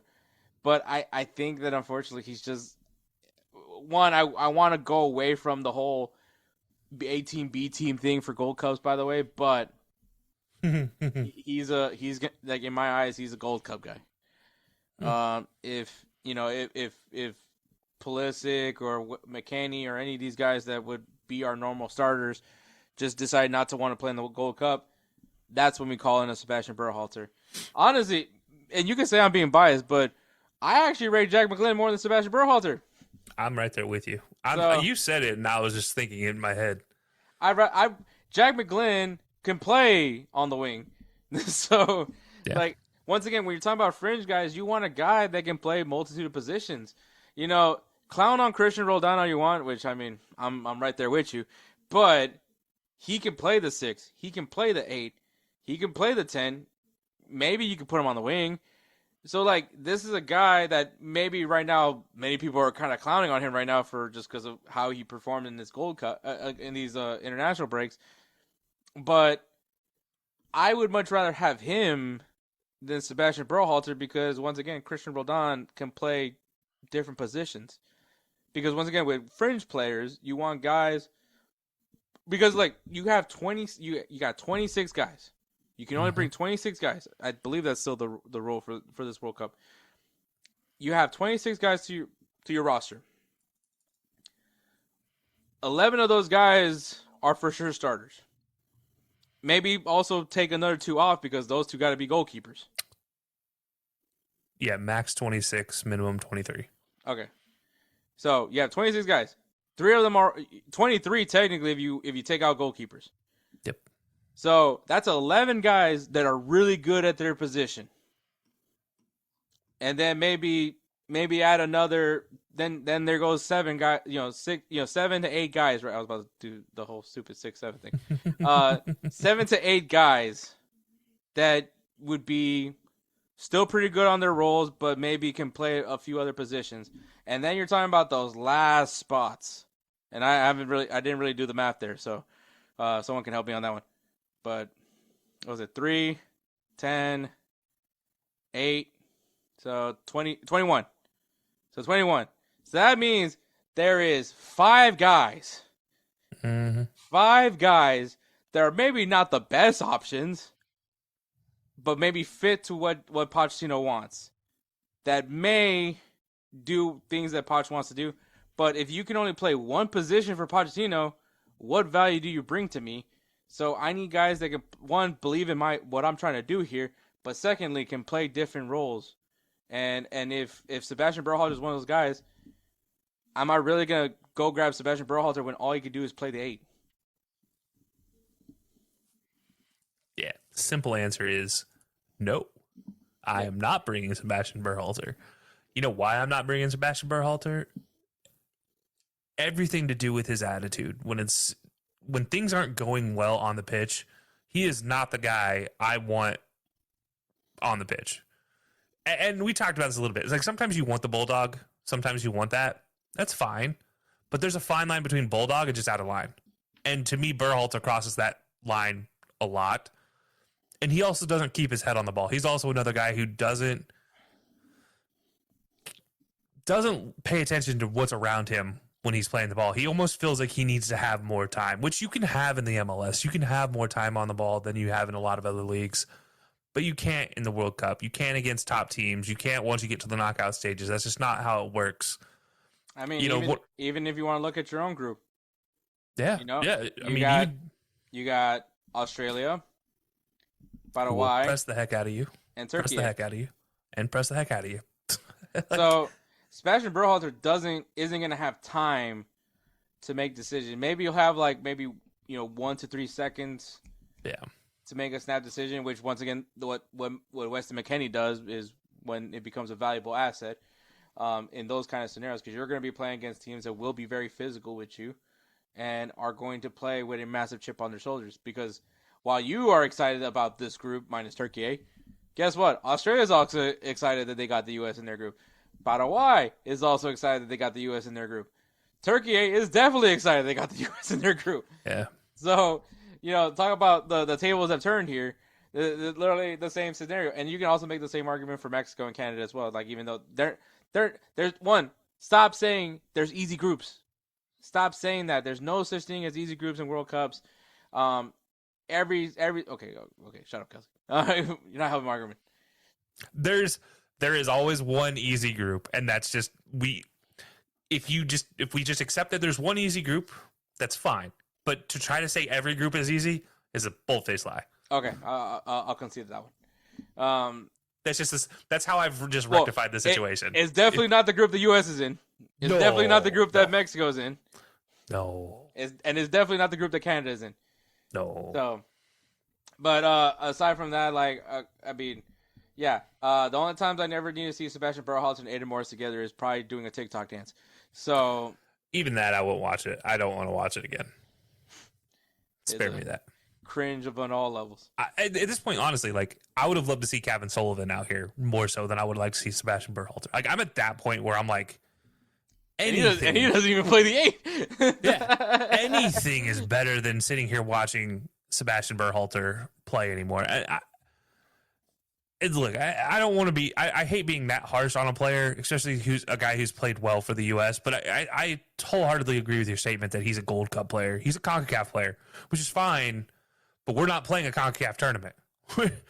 we are playing a World Cup, and this is the situation where we need to blend soccer and football together to make a cohesive team. Think 2010. That was a great combination of soccer and football players together. And I don't know if we were there. And so this kind of goes into, I guess we can start going into moving on from this whole games at least. There's a reason why dual nationals are going to be important, at least for the U.S. men's national team perspective. And even you could say that for Mexico. As a matter of fact, I mean, Mexico, honestly, Fidalgo, who is a Spanish-Mexican, a Spanish player but has Mexican heritage, is playing for the Mexican national team. And that midfield looks so much different when he's on there. And just imagine when Gilberto Mora is healthy, along with Edson Alvarez. I know people are saying Lira looks really good, but I mean, it's captain. It's Cap. You got to have Cap out there. And I think, and respect to Edson Alvarez, that's a player that I do have a lot of respect for. I know I hate on Mexico. I know. But I hate the national team. I don't hate the players, if that makes any sense. Well, some of them. I can hate on some of the players. They've been around long enough for me to not like them. Okay, that's fair enough. But anyways, Ochoa. He might not even be on the field. So I think Rangel doesn't look that bad. So I mean, it's fair. I know someone's gonna say something, but like, look, with Malagon not available, it is what it is. But but that's kind of the importance of having dual nationals. Once again, you can, Folarin Balogun, right? He's gone through. He went through the Arsenal youth system, right? I don't know. Balogun to me is like, it's the hardest one to look at because like, is he what you're looking for in a 9? Yes. In a modern 9, yeah. Yes, but I don't know. There's sometimes it just feels like it's maybe it's just because I'm biased towards Pepe, but like maybe that could be it. Just because I like how Pepe plays, which is more so Mexican-esque, but or Mexican proxy. That's fair.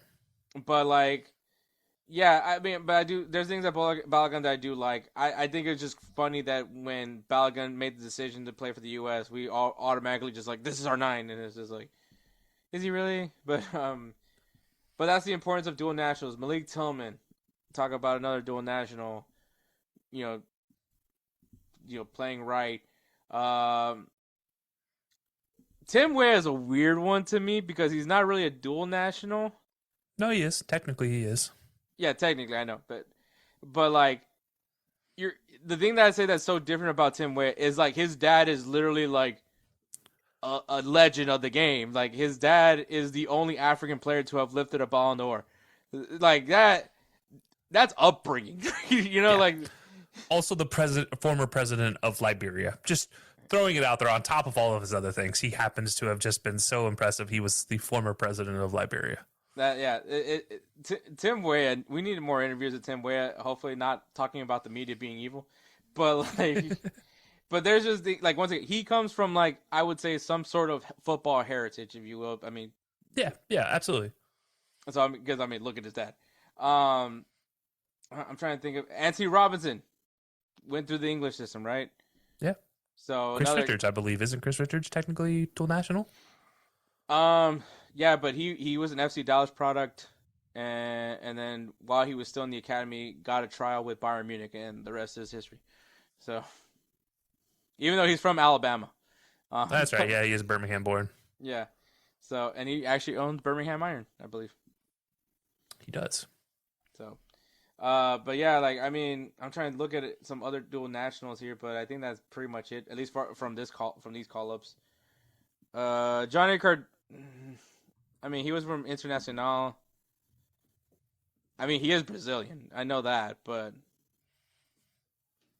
I don't think I would count. I don't think I would count him. But there Joe is Scally. Joe Scally's German. Okay, Joe Scally's another one, and I know that Gio Reyna is technically also a dual citizen. That's right. That is right. Because he technically has Argentinian heritage. But when we were talking about like the dual nationals or like the guys that were playing for other youth systems prior to making the switch to the U.S. men's national team, at least that's where I was going at. Okay. But like people saying what they want about Noah Kai Banks, and I think that like a lot of things are super unfair to him. Is like more and more now, is he going to be a massive upgrade to the U.S. men's national team at the center back position? Probably just because like right now the center back role is probably not as deep as we thought it was going to be. Mm-hmm. I think obviously your lock is Chris Richards. Then you look at Mark McKenzie, even though Poch is probably looking more at Tim Ream.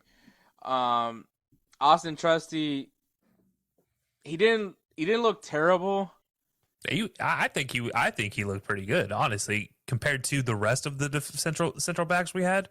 He didn't look that bad. I mean, compare. If you're using this one, like it's definitely like honestly, like if you just purely off of his recent form for club and then these friendlies, he played better than almost everybody other than Chris Richards.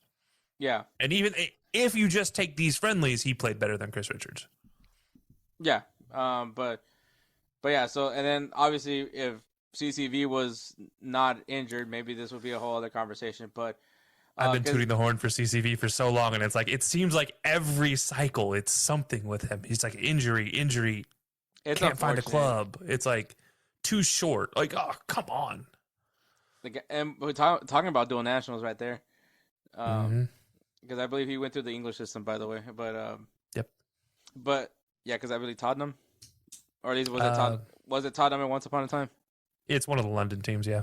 But anyways, but yeah, like a guy like Noah Kai Banks maybe is a little bit of an upgrade because after that you're looking at what, Miles Robinson, Walker Zimmerman. Omar Gonzalez again coming back. Jesus fucking Christ! Sorry for Kelcey. It's like I'm trying to think of guys who would come out. And I think this is like the situation with the U.S. team, right? After the first three, you're just like, who's the next guy we're gonna bring? Aaron Long. Yeah, is it gonna be Aaron Long? Is it gonna be somebody that is playing currently in the MLS that's really having a great rollout? Like I don't know, because like we're at that point where it's like, yeah, you have your three, right? You have Trusty, you have Richards. Technically, I guess you have Freeman if you want to have a conversation about if he's in the 3-back, then Freeman technically counts as a center back. I'm very, very loose with the center back term here. But after that, you're like Mark McKenzie, Tim Ream. You almost feel like you have to bring him just in case of injury. But who's the next guy? Like, because you can't just have that. Like, you got to have somebody else. And I wish Noah Kai Banks was absolutely, I respect his decision. Whatever his decision was, and I think we talked about this before, like, if he doesn't want to do it, he doesn't want to do it. That's fine. I accept that. I think everybody needs to accept that because he doesn't feel like he belongs in the U.S. system, and that's fine. I accept that, and I wish you the best, and I hope we beat you every time we play you, and that's just the competitor in me. But, I honestly wish he was playing for the men's national team because, honestly, that would have been... Boy, I almost think we have a new starter back here if he walks in. Kind of similar to what Balogun, because he's just what you see at club is like, wow, this guy is so talented. He probably walks in as a starter or at least a first option off the bench situation for center backs. And yeah, it sucks not being able to use that though. But yeah, dual nationals have always played a part in the U.S. men's national team. And it feels like we're at the point now where I don't care if they're a dual national. And if anybody cares anymore that they're dual nationals or not, grow up. Honestly, man, like it's ridiculous oh man, they were born in Germany. They don't know. It's like, do they know how to play soccer? Are they willing to rep the red, white, and blue? Cool. I mean, that's all I care about. I remember some time when we were getting all these German Americans. I mean, the likes of Chandler, the likes of. Do you remember the drama around Chandler and Jermaine Jones? Fabian Johnson, John Brooks. Yeah, the drama behind all of that, of them becoming America's spine. And obviously Chandler didn't work out very well, but obviously Jermaine Jones did. And, it's like... Fabian Johnson, Fabian Johnson was the best player in the U.S. men's national team. Players. Yeah, and he was for a 4-year stretch there, or 3-year stretch, really. He was the best player in the red, white, and blue. And honestly, that was the best kit they ever had, was the blue sash with the red kit, or red. That was my favorite all-time jersey, so we talked about that earlier. But yeah, dual national players will always have a place in the U.S. men's national team, and they'll always be the prominent. In the world in general, man. Like, I mean, Germany, Boateng, because, how German is that name? That's The not whole French team. Well, let's not go there because Moose is about to come on. But I think at the end of the day, if a player identifies himself with a national team, that's all I really need. I mean, and the thing is with Noah Kai Banks, he's 19 years old, and like he still hasn't had a cap with the U.S. men's national team. He played in the U.S. system. Yes, there's that, but I mean, right now he's playing regularly with FC Augsburg. Who's to say that he doesn't get the attention of one of the other top teams in Germany? That could possibly be a conversation with him because we know how these German teams like buying the best players of other teams, but like. So his options are still very open. This is like the guy, like, it's like you're asking so much of someone that's in the teens, right? Like, it's like when people they look at like a 15-year-old, what do you want to do when you graduate from high school? Like, they're still freshmen. Like, I mean, like, they're still trying to figure things out, man. Like, so I look, hey, right now he's not getting called up by the U.S. men's national. Like, I mean, he's not playing for the U.S. men's national team. Crazy as that sounds, especially with the way they've been talking about Noah Kai Banks, you would think that this kid is like the starting center back along with Chris Richards, but he's not. He hasn't been. He doesn't have a single cap to him. Yeah. But you guys are furious because he chose to not come into this call up. Let him decide. He still He's 19. He's gonna be in the 2030 the 2030 World Cup. 2030 World Cup. He's gonna be in 2034. He's going to be probably in 2038. Like, the kid has so much ahead of him that it's not the end of the world if he doesn't commit to a national team right now. So I think that was like really unfair. That once again, everyone uses dual nationals. Everyone does. It's not cheating. Paul Pogba might use his one-time switch to Jamaica. Is currently the rumor in time for the World Cup. It's well, I mean, he ain't making Jamaica's not in the World Cup. I know, but that's the rumor recently, and I was like, why does that matter? But like, this is where we are now. And the thing is like, Thiago Silva's kid plays in England system. Yeah. I just want to point that out. Like, look, Marco Senna. Does anybody remember who Marco Senna is? Because I do. I mean, central defender for Spain during their initial World Cup Euro trio, Brazilian, full-blooded Brazilian, naturalized Spain citizen, dual national. Biggest part of the Spanish national team's turnaround as a stalwart defensive, because that was something that Spain didn't have previously. And all he did was follow the rules and say, I want to play for Spain one day. And guess what? He played for Spain legally, and everybody accepted him, and he lifted a Euro and a World Cup. I have no complaints with that. I know nobody else should have complaints for it, but for some reason, it's like a 17, 18-year-old kid is like, I don't know what I want to do. Do I have to choose? Nah, kid, you can keep playing. That's the most 18-year-old thing to actually say. Like, the whole American concept that we have to make our decision at 18 for what we're going to do with the rest of our life anyways is stupid, but to ask a professional soccer player, hey, what do you want to do? Who do you want to tie your allegiance to for forever? I don't know. I'm 18. Like, what? I barely have my first chest hair. Like, come on. Like, that's where he's at. Like, are we really asking an 18-year-old to just decide that for forever? Because that's... And then you're going to get mad at him. Then you're going to say some really stupid, borderline racist stuff. I'm still trying to get my driver's license. Like, people just need to figure it out. Like, the kid doesn't even know how to drive. Like, come on. Like, let's give a little bit of leeway to the conversation here, and let's not try to make this a bigger deal. Let's just figure out what we have already, and then we can have a conversation. Honestly, man, if you watch these games, I'd be like, I don't even know if I want to play for this team. Yeah, like, what is offered to me? Hey, like, I'm such a sought after asset. Tim Ream played like that. Y'all think he's better than me?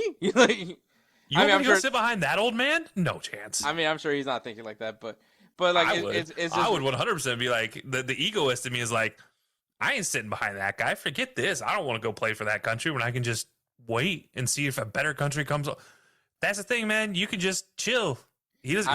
He's not. He doesn't. It's not like you get paid more money to go play for another country. Rudiger ain't getting any younger. Telling you, man. Look. But I mean, when it comes down to it, man, I'm a say. So this is gonna just be a quick shot, man. Super safe. Might have just earned a spot. Yeah, you ain't coming back. Those are the three titles. So safest, I think you and me both have the same guy. It's Weston McKennie. I think he's the safest. Oh yeah, safest person amongst all other people. Safe, well safe. Jedi might be another one for that conversation. Yep. Matt Freeze earned a spot. Who from this team do you feel like has done at least enough to to be considered? Austin Trusty. Austin Trusty. Okay. That's my guy that I'm thinking like off the top of my head. Okay. Easy. Honestly, I think it's Ajiman. Yeah, I couldn't pick two, so. Yeah, I think Ajiman would have been the one. Yeah, and another one. Yeah, you ain't coming back. Do you want my honest answer, or do you want the answer that I'm gonna actually give because it's realistic? You can do both. Christian Pulisic, you're not coming back. No, I'm just kidding. I don't. Clip it. But yeah, go ahead. I can get yelled at by American fans now. This is why people don't take it seriously. Seriously. No, but for real, I think don't come back, Sebastian Berhalter. I think don't come back. I don't see him as even a bench player in this World Cup. Yeah, I think Sebastian Berhalter is definitely the name that I think of. I'm trying to think of that's probably the only one I can think of. I think honestly, all the guys that are here. Mark McKenzie might be the only other one where I'm like, you didn't do a whole lot, bud. But I mean, look at our center back depth. Yeah, I think he gets it by defact, like just by being in his position. It's so center back is kind of tricky because of the fact that you can argue Joe Scally could play center back. You could argue Alex Freeman could play center back. Yeah, it depends on where you classify those two guys. You could argue Tanner Tessman could play center back. I would say no, but I think you have a better conversation about Joe Scally and Freeman being and also here's the thing. I think it depends on the formation that he decides to run as a stock. The game. If he's running the 3-back system, then I think you have a legitimate conversation around Scally and Freeman as center backs. If he doesn't, then your conversation is, okay, crap. What do I do now? No, yeah, I definitely agree with that. But yeah, I think honestly with me, the Alex. So the reason why I still like people are probably really Max Armstead, Max Armstead of all people. The kid does things that I generally am seeing that I think has value, and that is because this kid's a winger. Yep. This kid's a winger for the Columbus Crew, and Pochettino was like, I don't need a winger, I need a left back, and he said, okay. Sign me up, coach. Sign me up. And if we're using the 3 in the back system, this actually benefits Max Armstead a little bit more. Now, this is where I'm going to start talking about the formations.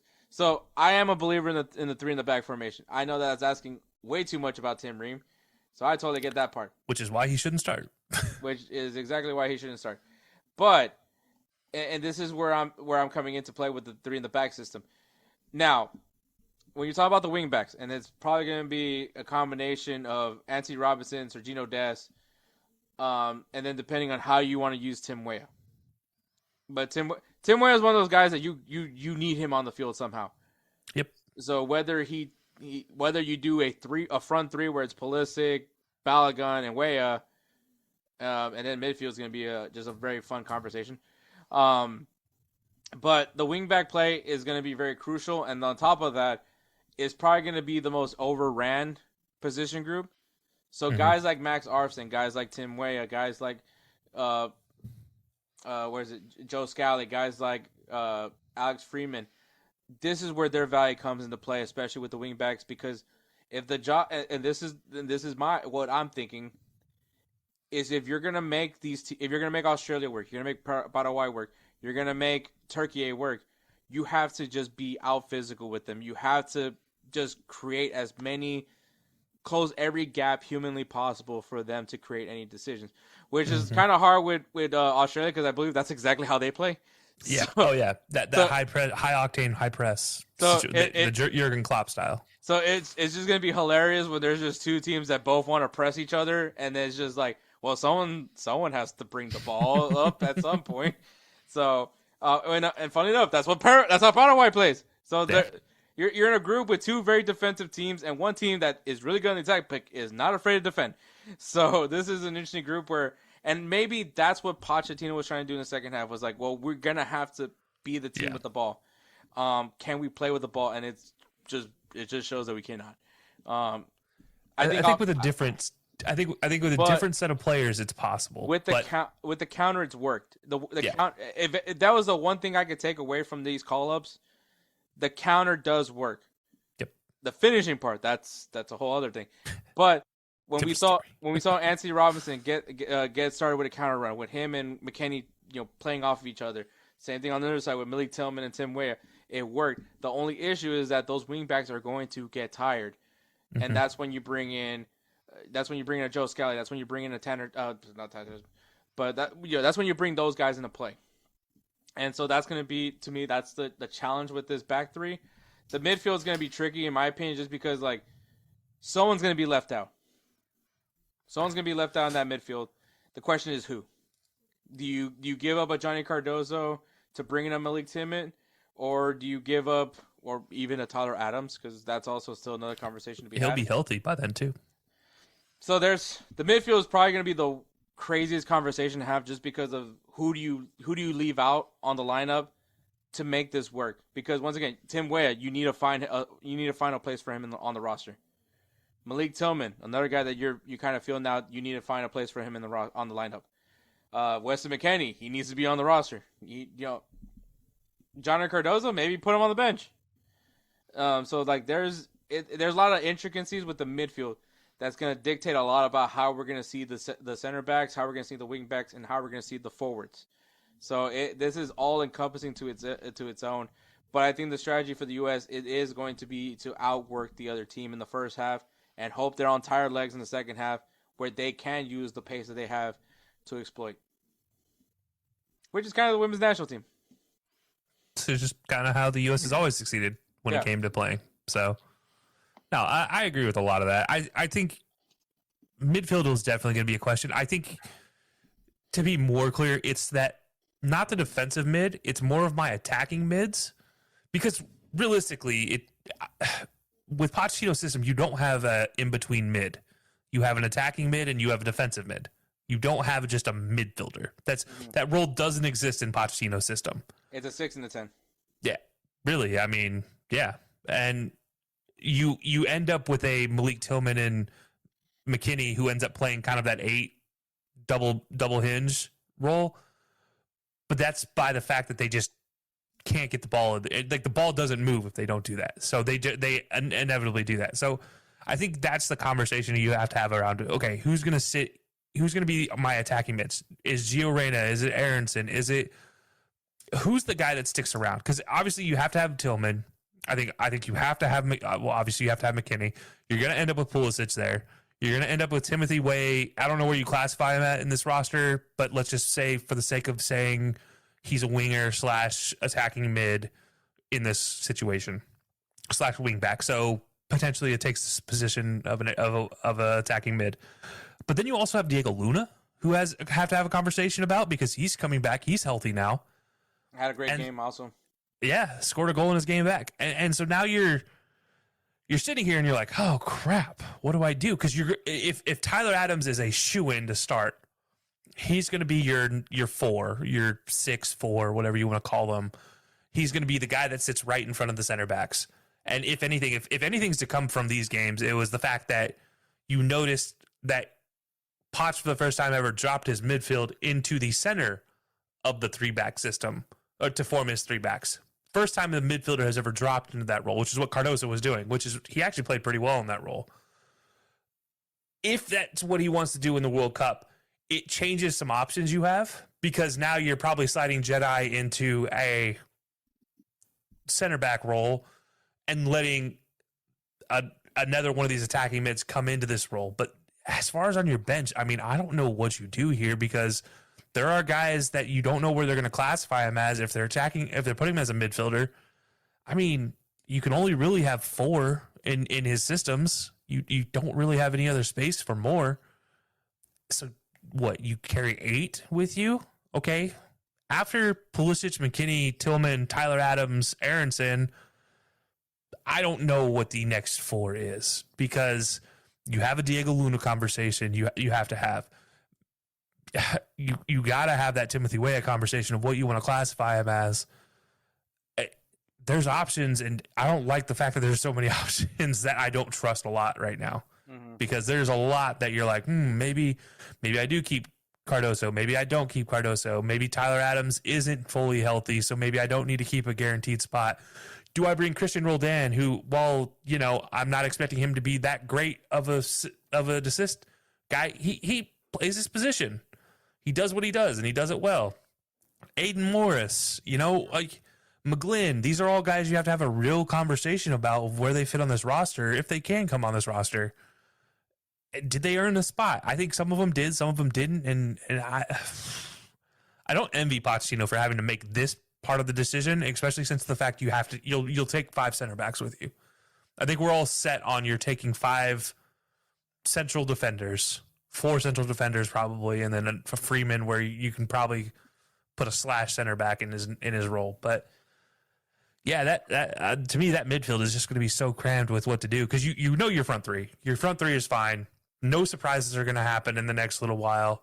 I mean, I think Haji Wright, it's just been a situation where he's just been injured for so long. You don't trust that to be a long-term situation. So, which sucks, because I think he could be beneficial to this team, but I just don't, I don't think there's a spot for him.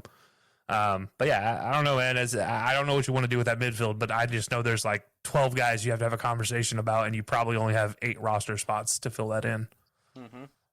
And if you're going to take guarantees on Pulisic, McKennie, Tyler Adams, Aronson, and Tillman, that's really 3 spots, and you got 6 other guys you got to fill in here. So I don't know what you do. Yeah, I think this is where it comes down to the guys that can play multitude positions well. Yeah, and if you can play a hinge, I think you have a better opportunity. Definitely, it's gonna be interesting. But all right, to wrap this up, man. Final grade. What is the grade that you're giving on this one? I'm a just drop it right now. It's a D. It's a D grade. While the first halves were great, but that's like 50% of it, right? I think the things that we saw in those first halves are a good sign of kind of how this team can play in your face. But the thing that's lacking is the finishing. The thing that's lacking is the decision makings in the final third. Those are the things that's hurting this team. Are they fixable? Yes. Is there anybody on this roster that would be considered a safe pick, harm their chances of making the World Cup roster? Absolutely not. Maybe one. Maybe but one. He still has a spot no matter what. But yeah, I think it's gonna be very telling when we have the final announcement, for which I really am not looking forward to the stupid spectacle that is called the U.S. men's national team call up that they do every World Cup, but they're gonna do it anyways. But we'll see who's gonna be that 26-man roster for Mauricio Pochettino. But you do have 2 more tests before you go into that first group stage match. And that is you're having 2 friendlies, and that is against Germany and Senegal. So very not easy opponents once again. You're talking about Germany, once again, just as efficient as can be when it comes down to their football. And then you have Senegal, who are genuinely pissed off for all the right reasons. And so, they definitely want to make a statement in this World Cup, especially all that's going to be continuing to go on with what happened with the whole AFCON final decision. But yeah, while there is some positive take, it just gets overshadowed by just all the bad stuff that did happen in these 2 games. yes, they're friendlies. Probably take it with a grain of salt, but the closer and closer you get to the World Cup, you want to see some consistency, and you want to see maybe not trying something out, even if it is just to prove a point. Um, but yeah, so I give it a D. It's not an epic failure, but it's definitely it's not helping you pass, but that's for sure. Yeah, I think realistically for performance wise, I think it's safe to say performance wise, I feel like that's a flat F. Like you failed. Like I don't think there was anything good performance to take away from this.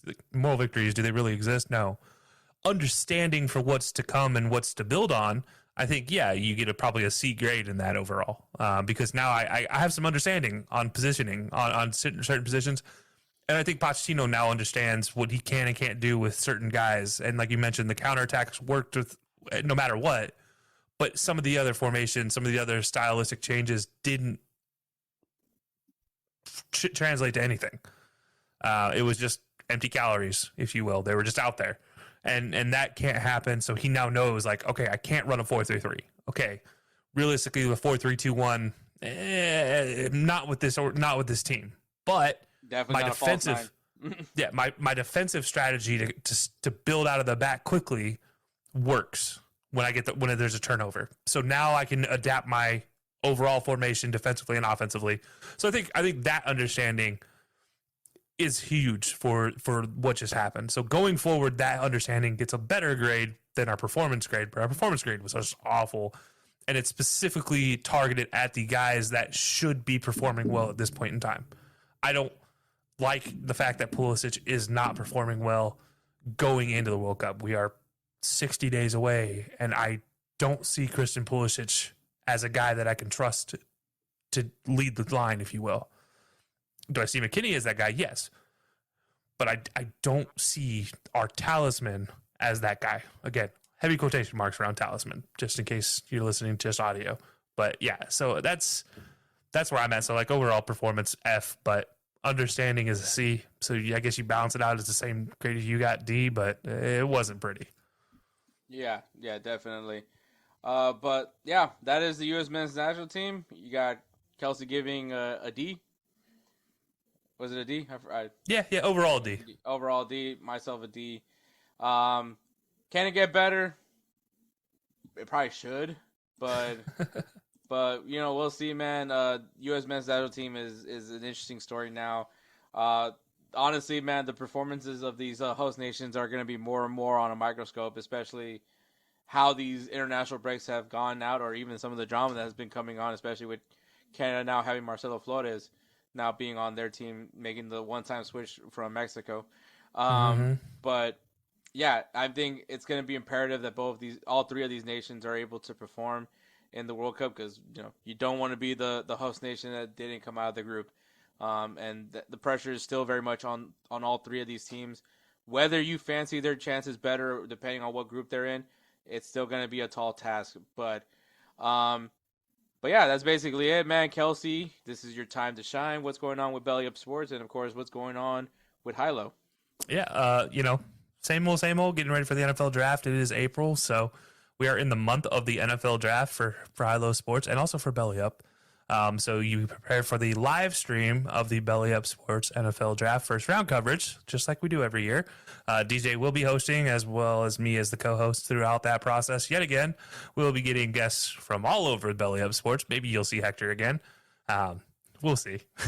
But, you can expect a lot of fun. It's 4 hours worth of conversation and coverage of the draft, and we do cover our thoughts on the picks, and we let our experts across Belly Up talk about it. So we have a lot of that. We also have a lot of soccer content that'll be coming out, talking about our group stages, as well as our return of the summer of soccer, this time for the World Cup. If you guys remember that from last year, Hector obviously was on the show with me, and I was hosting. Hector and then our good friend Nick were on as our panelists and analysts, and good friends that made fun of me for talking about flags.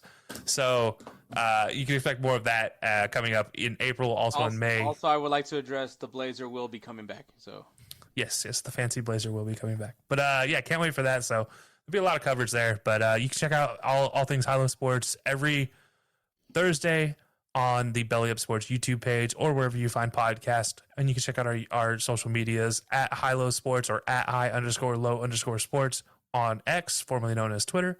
Yeah, you can check us out there and follow us, have fun, talk smack, do all the good stuff, make fun of you for being a dumb fat American who just doesn't know anything about ball. I'm okay with all of that. Yeah, I appreciate it, man. Make sure you guys check it out, man. Yeah, it's going to be a busy summer for Belly Up and, of course, myself as well. But, we got to find out who are the other teams that are joining in the World Cup because, obviously, the play-ins are done. And, obviously, we have a special guest. We have Moussa Bo Football coming in to share his thoughts. Also, he's going to talk to me a little bit about the U.S. men's national team as well. So you'll hear what our lovable Moussa has to say. Along with my infatuation with the Congo. Edward, do not balk me. Please don't balk me. But yeah, so we're going to talk a lot about that. It's always a fun conversation. So, so we'll segue into Moussa. What are you doing? What are you doing? All right, guys. We officially now know who's going to be in the World Cup. Like, it took us, I don't know how many days from that awkward drawing, but here we are. We now know who is going to be in the World Cup. But before we get to that, obviously we have our favorite person from St. Louis, Moussa from Mo Football TV, man. Moussa, it's always a pleasure to have you on, man. I appreciate you taking some time. Of course. Favorite person. I kind of like that. I like the ring to it. Yeah. You're very much well beloved, man. Obviously, Moussa, you have such a different viewpoint on things, especially when it comes to this game, being that you come from a football nation, right? France, and with the Senegalese roots, of course, as well.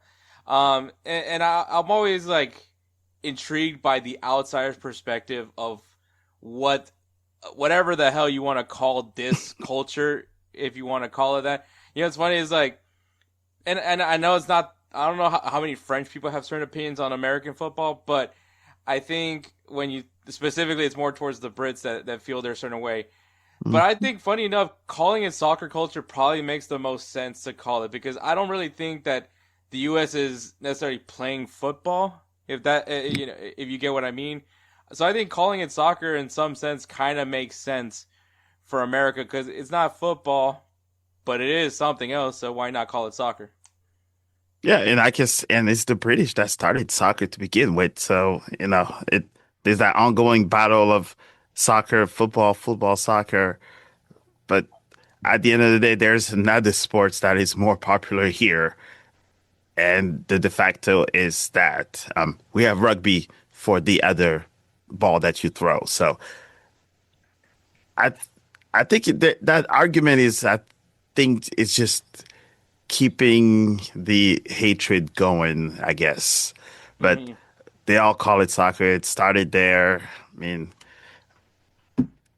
I don't know.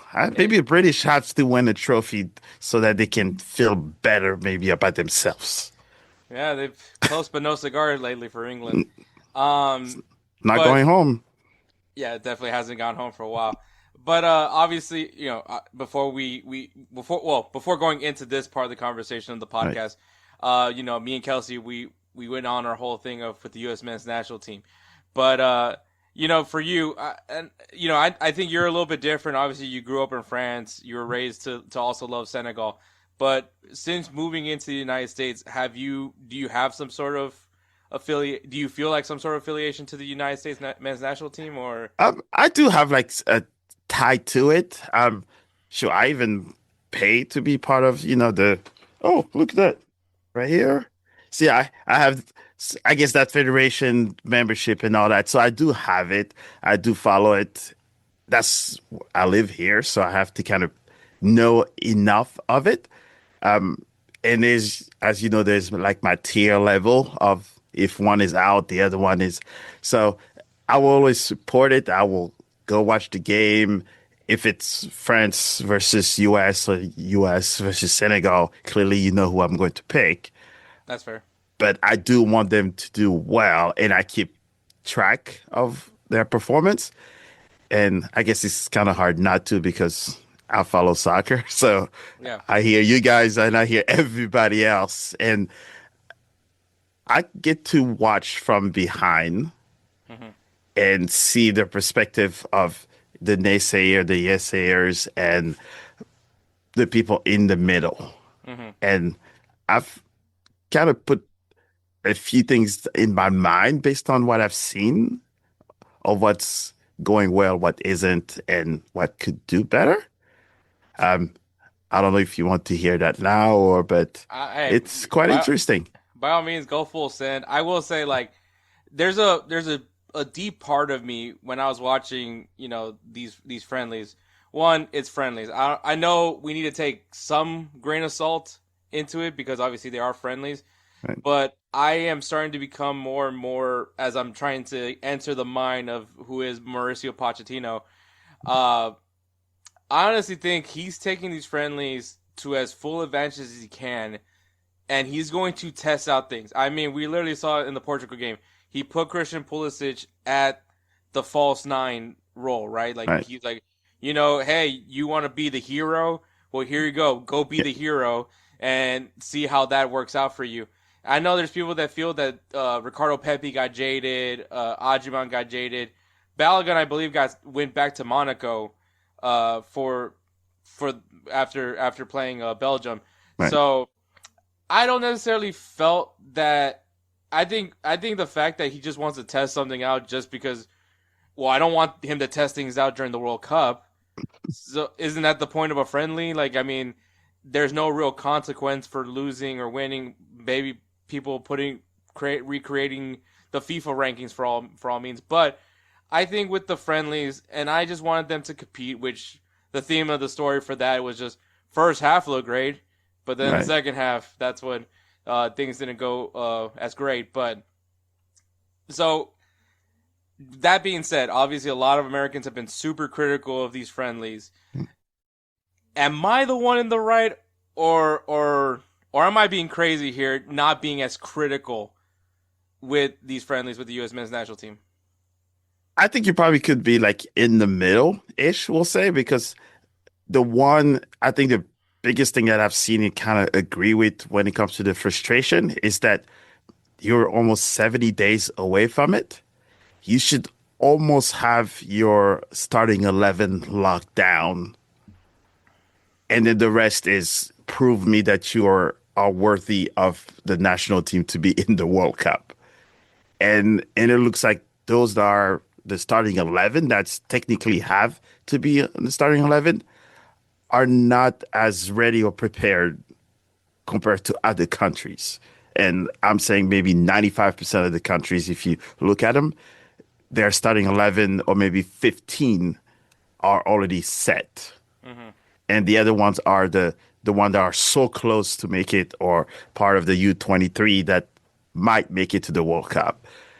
And from what I'm seeing from the U.S. is that is not ready whatsoever. And when you have your goalkeeper where you don't have one, that's a guarantee to play. That's questionable to begin with. So I understand the frustration that people have.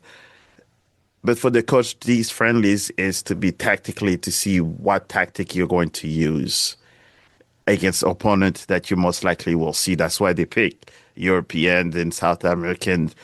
All of the teams are picking friendlies now is because they don't necessarily face those teams. So they want to see what it's like to play them. And clearly they saw that European just slapped them twice. I was surprised they actually picked Belgium and Portugal because that's two European countries. You're supposed to kind of take, from different globe to see how you face with them. So I think there's also like a logistical standpoint because both Belgium and Portugal did end up also face Mexico. okay, So yeah, so that could probably be just USA and Mexico kind of working together to see who they wanted to take on. Obviously we have two more friendlies that are going to be played before we get to the World Cup, which Right. I believe is Germany and Senegal. So I think that's going to. I think at that point that's the dress rehearsal, right? This is the team. We'll play what we'll play. See what we like. See what we don't like. Maybe pull the subs and bring in the subs in the second half after I saw all that I need to see for Pochettino. But I'm in that where I'm at. I'm just like I'm not trying to overreact right away. Right. I'm not trying to say that I mean, look at Football Asada. I mean, they're already talking about how they're gonna mollywop South Africa and beat. They're saying they're gonna finish on top of their group. I mean, okay. I wouldn't sleep on the teams that are on that group. Just like I'm not sleeping on the teams that are on the U.S.'s group. I think obviously in the World Cup, anything can happen. You would want to hope that the home soil does its thing, but we also know kind of more towards with Mexico, when you're not performing, the fans are going to let you know. Yeah. So maybe it's a little different here in the U.S. That's probably like the only thing I'll say that's different. Maybe there's not that pressure, but where Mexico, you're like, I would hate to have like a World Cup in England, and if England's not performing like that, that's like, hey, let's have extra security around the team for these next coming days. So Yeah. And I think that's the pressure that I'm not seeing from U.S. soccer. I think you hear it because we're in those inner circles, so we hear the outspokenness of it, but I don't know if I see it when I see them play. I feel like with the American pundits, and obviously we gotta look at our Tim Howard, our Landon Donovan, our Jimmy Conrad, our Hercules Gomez, like those heads, not FS1. I don't. Nick Wright, stick to American football, stick to basketball. Let's not have you and Chris Broussard talk about the top. I don't know how many players they picked to watch for the World Cup, and still cannot believe you put. Whole Europe was laughing. I can't believe you put Pulisic over Harry Kane. Harry Kane has the most pressure of all people, by the way. But yeah, that was interesting. But the thing is, like, I feel like the second anyone becomes critical of not even just U.S. men's national team, like even, and I can say this just because of what's going on with the Houston Dynamo, people wanting answers and no one really giving them the answers they want to hear. Right now, the Dynamo are just doing so many things that I'm just like, what's going on here? And when we have like these media personalities like Glenn Davis, who is a Houston radio legend when it comes to the sport, not only in Houston but also like across the U.S., just well known for his analytics and his discussions. Basically got shown the door by the Houston Dynamo. Was their broadcaster for so many years, and then just let him out. After one interview of being critical to Pat Onstad. I saw, and he's not holding his tongue either these days. And I appreciate that he still continues. You have writers like Victor Ariza who keeps asking questions, and you even have owner Ted Siegel kind of giving him a snarky response to a question that he had. And I mean, so like the second you're critical, people are just like, "Oh, relax, it's soccer. It's not like it." No, it should be that environment. Like I go to back in El Salvador where my family's from in Metapan, like. If that team loses, which Metapan, by the way, has a lot of success over the years, I believe like 10 championships under their belt. Like they went through a period of just being terrible, and the fans let them know. Right. And I mean now they're pretty good. They still haven't won a cup yet, but they are getting better each day. Shout out to my not really my nephew, but kind of unofficially my nephew, who actually works as like a analyst, like a video analyst guy for Metapan, by the way. Nice. But yeah, like there's just like you try to be critical about the team, and then everyone just tells you, "Shut up! This is not they weren't supposed to be here." Is what we get more often than not. And I think same thing when Landon Donovan tries to be critical, whether it's the right thing to be critical about or whether it's the wrong thing to be critical about. At the end of the day, like there should be some sort of pressure. There should. Like you can say what you want of BBC, like when they're radio heads when they're critical for something, and they're critical. Yes. Righteous Felon Craft Jerky is the official jerky of Belly Up Sports. For over a decade, Righteous Felon Craft Jerky has led the American meat snack revolution by concocting delicious, adventurous, U.S.-sourced jerky recipes for uncompromising carnivores across the country. With 15 different flavors to choose from, Righteous Felon has all jerky lovers covered, and by using promo code BELLYUP, you will get 15% off your purchase at RighteousFelon.com. Do your taste buds a favor today and rip into a bag of Righteous Felon jerky. And they say some really dumb things too. Like, I mean, it's like, I'm like, wow, I thought I would have said that. But like, it's impressive that they can get away with it. But if someone that sounds like me, if I say it, it just seems like this. Don't be taking this so seriously. But then you want me to take this game seriously. What is it? What is it, Europe? What do you want me to do? You're telling us we're the wrong people to say that you're taking it too seriously.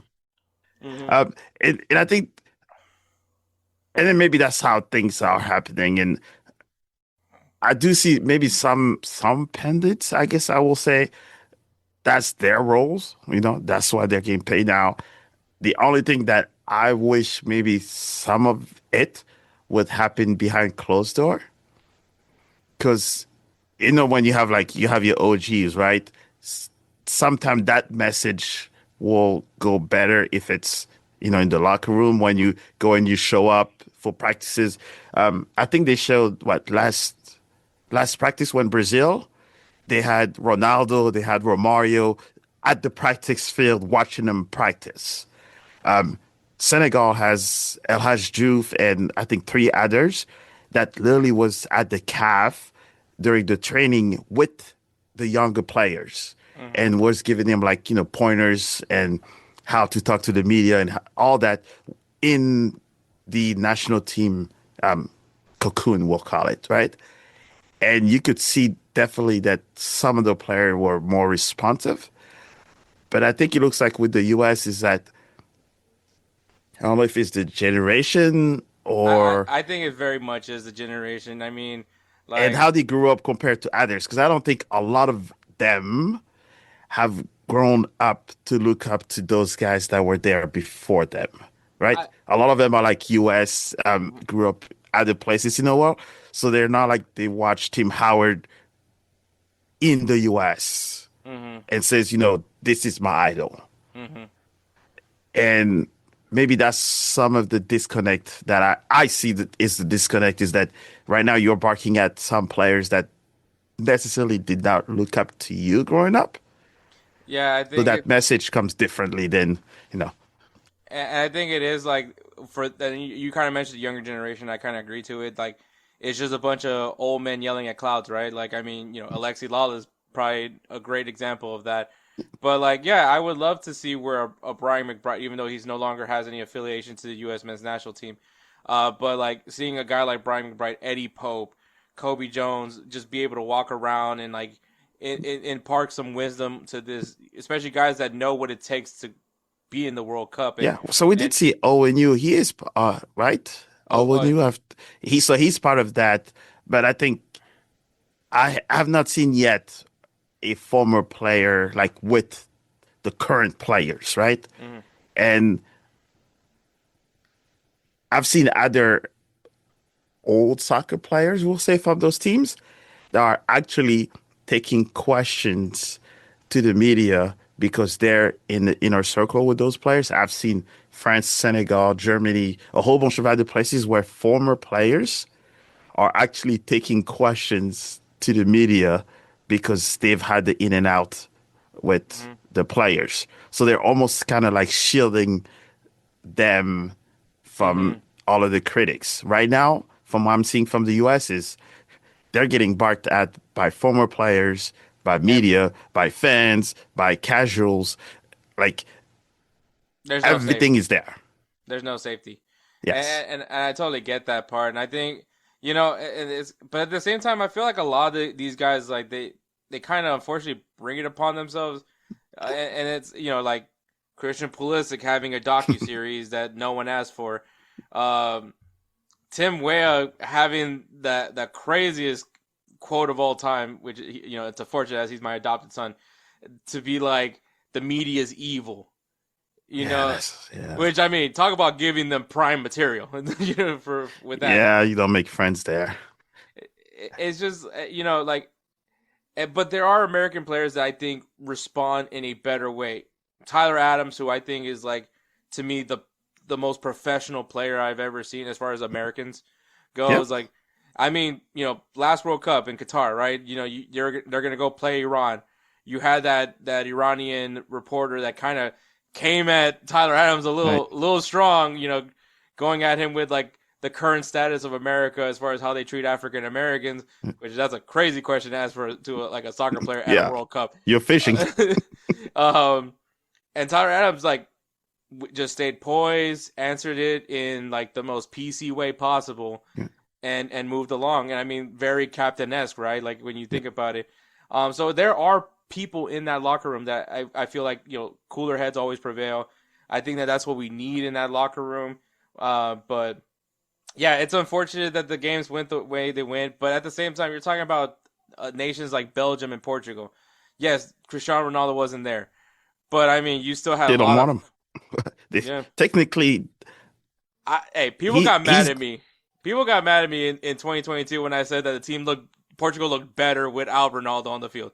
So I think they're trying to phase him out, and I think they're saving him. He's going to be here for the World Cup. That's not even a question. I think they were mostly saving him from all of the crazy travels, and so he has to go from the Middle East. People are in the middle in Europe, so he has to travel as half of what a full circle compared to the other guys have to do half. So I think maybe that was not the perfect timing to have these two countries. And I don't think it was also the smartest to have the other two countries they have coming for their final two friendlies, because typically you want your last game to almost be close enough for you to give someone a beat down before going into the World Cup. And then you're facing Germany and Senegal. Which, I mean, coin flip wise, Germany and Senegal has the right idea. But... Yes. Yes. So they're getting themselves accustomed to US. And then I don't think that it will be a beat down per se, but I think it will go one way or the other. Those two games will help them get ready for the World Cup, because Germany and Senegal are not coming here as friendlies. Or I think once again they'll perform. It's the dress rehearsal. This is the last bit of chances to find any kinks that they need to address right away before it's winter go home. But they're professionals, and you don't know, maybe it's that World Cup feel that will kind of be that clap that will say, hey, this is not game time. There's no excuses, and the whole world is watching. Technically. Exactly. But all right, that's enough U.S. talk, because you already heard me and Kelcey have a full rant about it. But we know who's going to the World Cup, right? The play-ins are done. We're going to start with UEFA, because I want to say FIFA for last, just because there's a specific country that has a special place in my heart. Oh, boy. So we're going to start in the UEFA. The UEFA play-ins, Path A, Path B, Path C, and Path D. We'll start with Path A, and obviously it's one of the crazier ones. Coming out of Path A, which had Northern Ireland, Wales, and Italy, Bosnia and Herzegovina are going to the World Cup. And I believe this is their second time as an independent nation, right? Yes. So, second time making it to the World Cup. And on the flip side, you have Italy for the third straight World Cup missing out. Gigi Buffon has stepped down of his role with Italy, which now I just found out that he's no longer playing. And then on top of that, a guy that, I say a lot of things about Vincent Kompany, of how it's impressive to get relegated with Burnley and then just get given the Bayern Munich job. Mm-hmm. Gattuso has to be by far, I don't know how this guy still gets work, because I was just today's years old to realize that he was managing Italy. So yeah, and I love the Bulldog. Gattuso. I would have never guessed he was going to be a coach to begin with. Yeah, don't get me wrong. I love Gattuso. The dude's like a complete dog, and I loved everything about him. I just like, it's funny because when you talk about like two goons, right? You have Gattuso on one side, and then you have Diego Simeone on the other side. Yeah. And I believe Diego Simeone more as a coach than I do Gattuso. 100%. And I think, and they need to keep him away from a microphone for a very long time. maybe losing was kind of because as a player, he won things. Mm-hmm. I think his demeanor as a player that we've seen, he will run through a wall. I don't know if he's composed enough to be first a coach and second a national team that has not qualified in the World Cup 2 times before. Yeah, and I mean, before we give props to Bosnia and Herzegovina, I mean, like, what's going on with Italy? There was this team won what was it, the pandemic Euro, right? Like, it was like 2020 Euro, but it was like played in 2021. Yeah, and then they won '06. Was it right? They won the '06 World Cup, and yeah, they just haven't been able to not even get back in the big competition. It's They definitely sold. not the players. It's not the players, right? Like, I mean, Mhm. there's players that are playing for some of the best teams in the world. You could say Serie A has maybe dipped down over the years, but I think I'm not gonna be as critical as Jose is about Serie A. I think Serie A is still very much a good league, but Uh, I guess it depends who I, you ask. I would say, and among us French, we're just saying that they sold their soul for the '06 World Cup, and as you can see, You're they have definitely talking. never recovered from there. And then we always joke as well that France took it 98 to Brazil, and guess what? They have not won it again. And Argentina is next, but that's a different discussion. But Wait, didn't they win then Brazil win it the following World Cup? for 10, was it Germany? No. No, in 20. Oh wait, because they won in 2002. You beat them Did in they? 90. Yeah, you beat. I mean, I remember waking up at 4 in the morning to watch this. Oh, dang. So that I guess I missed that part then. Crap. All right, so I reverse, mean, reverse. I'm still waiting for the $5 from my dad. So Well, yeah, I think you keep waiting, keep waiting. yeah, All that's right, right. so I guess, yeah, I digress then, yes. But I think for them, Italy, one, I think at that time, Serie A was probably the best league in. And I think with all the corruption and Mm, everything else kind of went down, when we saw that Juventus, AC Milan, and all that were all into that mess, I think that's where the EPL was able to then take over. And they've ever since been trying to come back. But the way they did it is also by then, I hate to be that, but they started to look the outside for players to come in and build their Serie A back. mm, Because if you watch, a lot of their superstars are not Italian. mm-hmm. No, When yeah. before, but before when you were looking, AC Milan, Juventus, all of these were the ones supplying the national team with players. Mm-hmm. Now it's not more so of that. So I think they're trying to recover from all that mess, but it's showing in the national team because you're not producing players, ready players. Because, like, can you recall any players from the Italian team that plays, we'll say, in the EPL that you will say, that person? That he should like he's like a good Italian player. Or Right. well, I mean, Donnarumma has not looked great this season. Yeah. Not definitely not PSG level where he No. was at.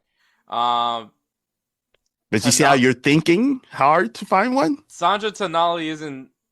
Well, I don't think he's like the main talking point when you think of Newcastle. Right. Yeah, so I can definitely see what you mean by that. Yeah, I think Italy lost like whatever identity it was, and I think that's what they were hoping with Gattuso was just to, like, I guess find that fire that they had back in 2006. Yeah. Um, just that you also mix that in with some alcohol. So that was the only thing. I'm sure there's more than that, but that's a different But discussion. obviously, yeah, huge letdown, a huge Yeah. meltdown for Italy.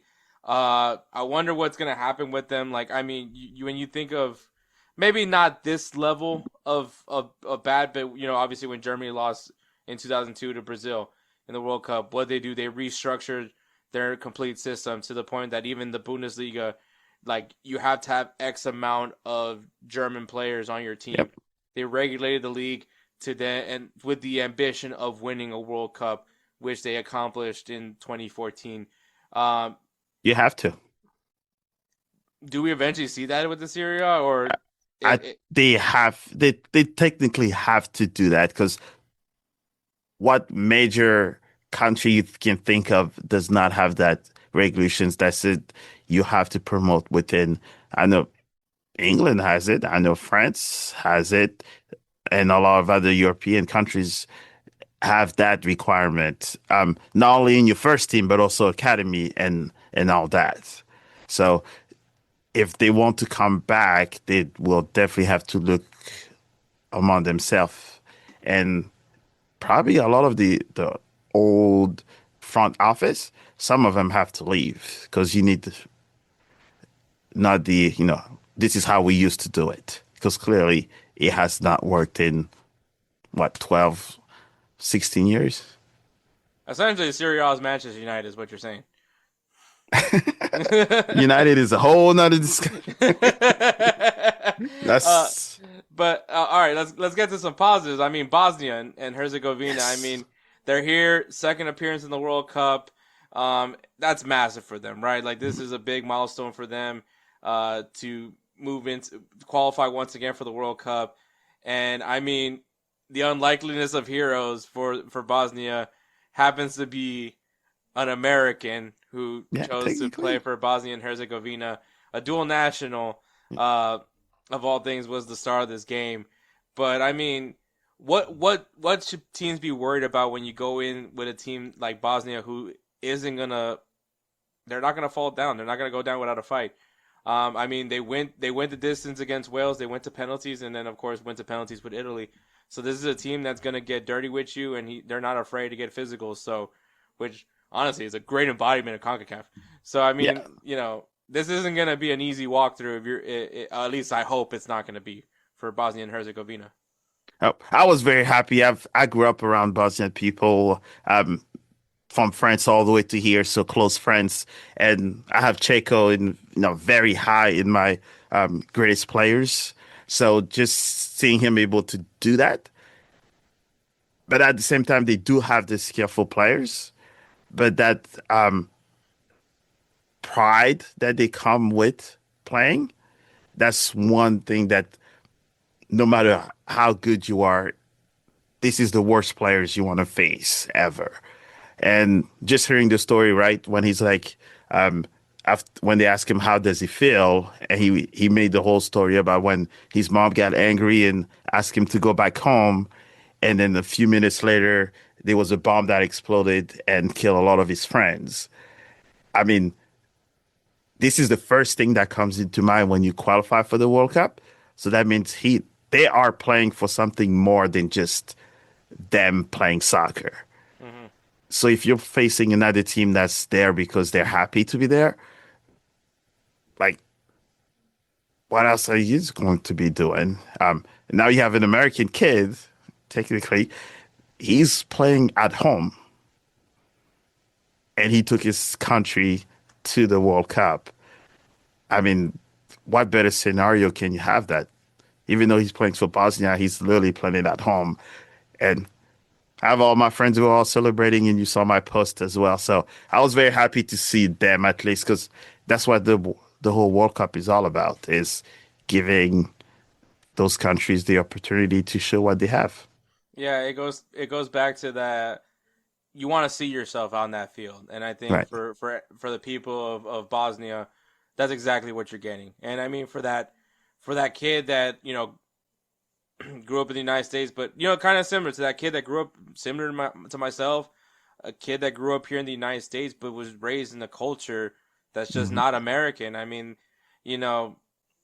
people can take jabs at the U.S. for not doing a better job at recruiting him or whatever you want, but this kid saw an opportunity. This country is offering him what he wants, and sometimes that's the best thing for a player to do. Is go. Wasn't his name shortened at first in his jersey, and then after that he put his full name. They showed the story where I think it was just Emir, and then he added the full name. So us growing up in foreign families, when you grew up in the country, it almost doesn't really matter where you are. If you have that huge ecosystem around you, you'll be proud of both, but they call them pride will beat any benefits you can offer anyone. Exactly, man. So really excited for Bosnia and Herzegovina. I can't wait for them to showcase themselves. I'm hoping we'll get to see some Bosnian people in the crowds in this World Cup, and I mean, Oh, you will. it's going to be a quite emotional day for them when for their second appearance. But moving on to Path B, man, this one had the likes of Ukraine, Poland, Albania, and of course the winners from here, Sweden, who beats Poland. We're not going to see Robert Lewandowski in his last World Cup.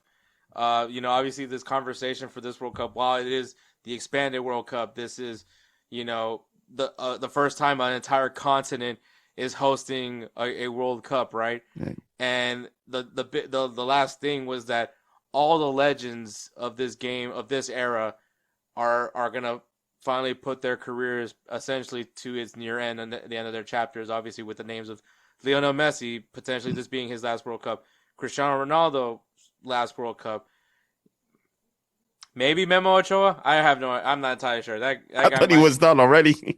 Yeah, me too. Any big name, Luka Modric, Conte, all these guys that we saw grow in this game. This is kind of their closing chapter, right, to their international careers at least. Well, we're not going to see Robert Lewandowski here. Obviously, for him, for me as someone that is a fan of Robert Lewandowski, it sucks, but it is what it is. This is why if you didn't want to be in this scenario, you should have won your group. But now here you are, and you're gonna be just like us. You'll be sitting at home watching the World Cup with us. Well, I don't know, like us, private jet, first class. Okay, yeah, He's gonna be off the field like us. Mm-hmm. I guess we'll say that. Better phrasing. Yeah. Are you a little bit disappointed that we're not going to see Robert Lewandowski here, or are you? I don't think I followed him as much because he played in leagues that I didn't really follow as much. But I was kind of disappointed that if this is his closing chapter, we don't get to see that last one. I guess I maybe fantasized too much about soccer, football, but as it appears, but those are the type of stories that I want to see when it comes to the World Cup, because that's what it is. So now him just watching it and then have to make maybe one additional friendly game to give him, that feel-good story. But the proper send-off. Yes. Yeah, I definitely agree. But on the flip side, man, Sweden. I mean, Sweden?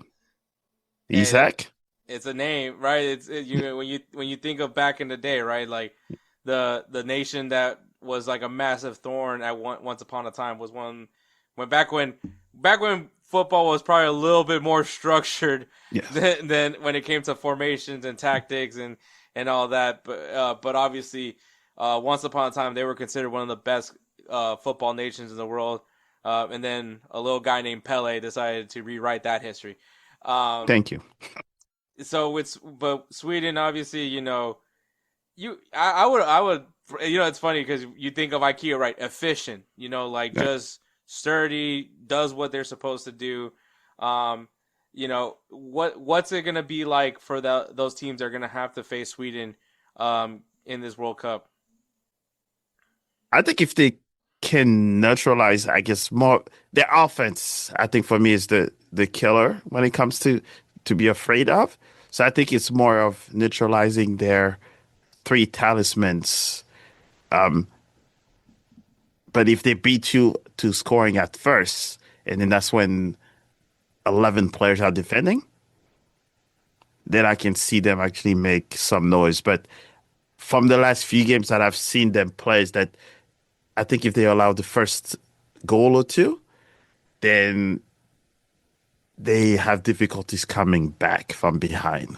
Mm-hmm. But if you let them score the first goal, then that's when you have a pin in your turn. So I'm curious to see how they will do on that in this World Cup here, because they have to face a lot more teams that they're not used to facing in general. You know, that's interesting to point out because, like, while the teams that are already qualified, right, they, you know, like a U.S. going in and take on a Belgium and a Portugal during this international break, you know, for Sweden, like, you did get to you played against other European competition, probably guys that you know, nations that you've already played against plenty of times at this point. But now you're talking about those two friendlies going into the World Cup, like those two. How critical are those friendlies now for Sweden, or for Sweden's case, like they've been playing competitive matches at this point. Maybe their sharpness is a little bit different versus a team that is just playing friendlies right now.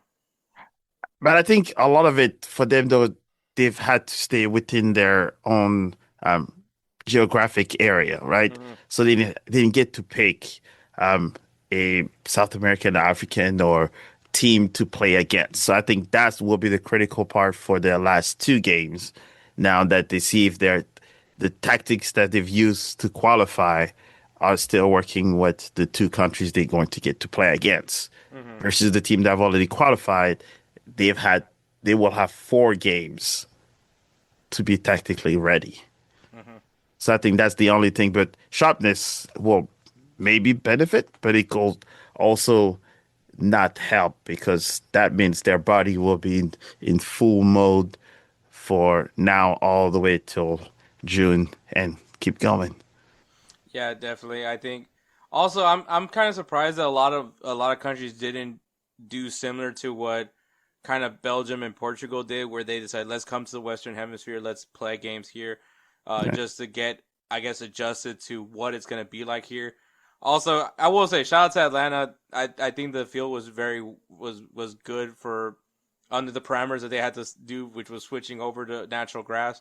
Mm-hmm. So I think more countries should have been doing that, coming here just to like get a feel of the games. And I know people were making fun of the water breaks, but it's because it's gonna happen in the summer. Like, it's gonna get hot in the summer, so like the water breaks might as well add that strategy to it. Which, by the way, is no longer 2 minutes; it's 3 minutes now. So talk about we all know what it is for. Talk about a little of a tactical advantage there, just to get the tactics board out real quick, and you know, it's like it's an interesting timeout play now if you use it right. It could be very advantageous. They all use them now. That water break we all know. And if the roof is closed, I don't know why you need a water break, but it's a different discussions. You know, the AC is a little too hard. The AC is going a little too strong. Yes. But yeah, that's Path B. Sweden is going to be an interesting nation to watch. Obviously, Alexander Isak, amongst other names that are going to be there for Sweden. Path C, I think probably the one that everyone kind of knew how it was going to go, right? I don't think anybody questioned who was going to win this one, especially with the likes of Romania, Kosovo, and Slovakia.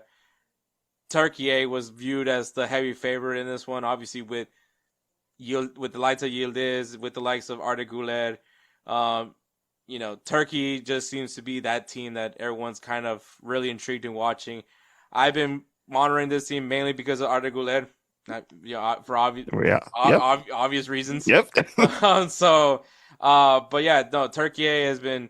I mean, even from watching them in the Euro, man, I liked how this team has been playing. They play a little bit more.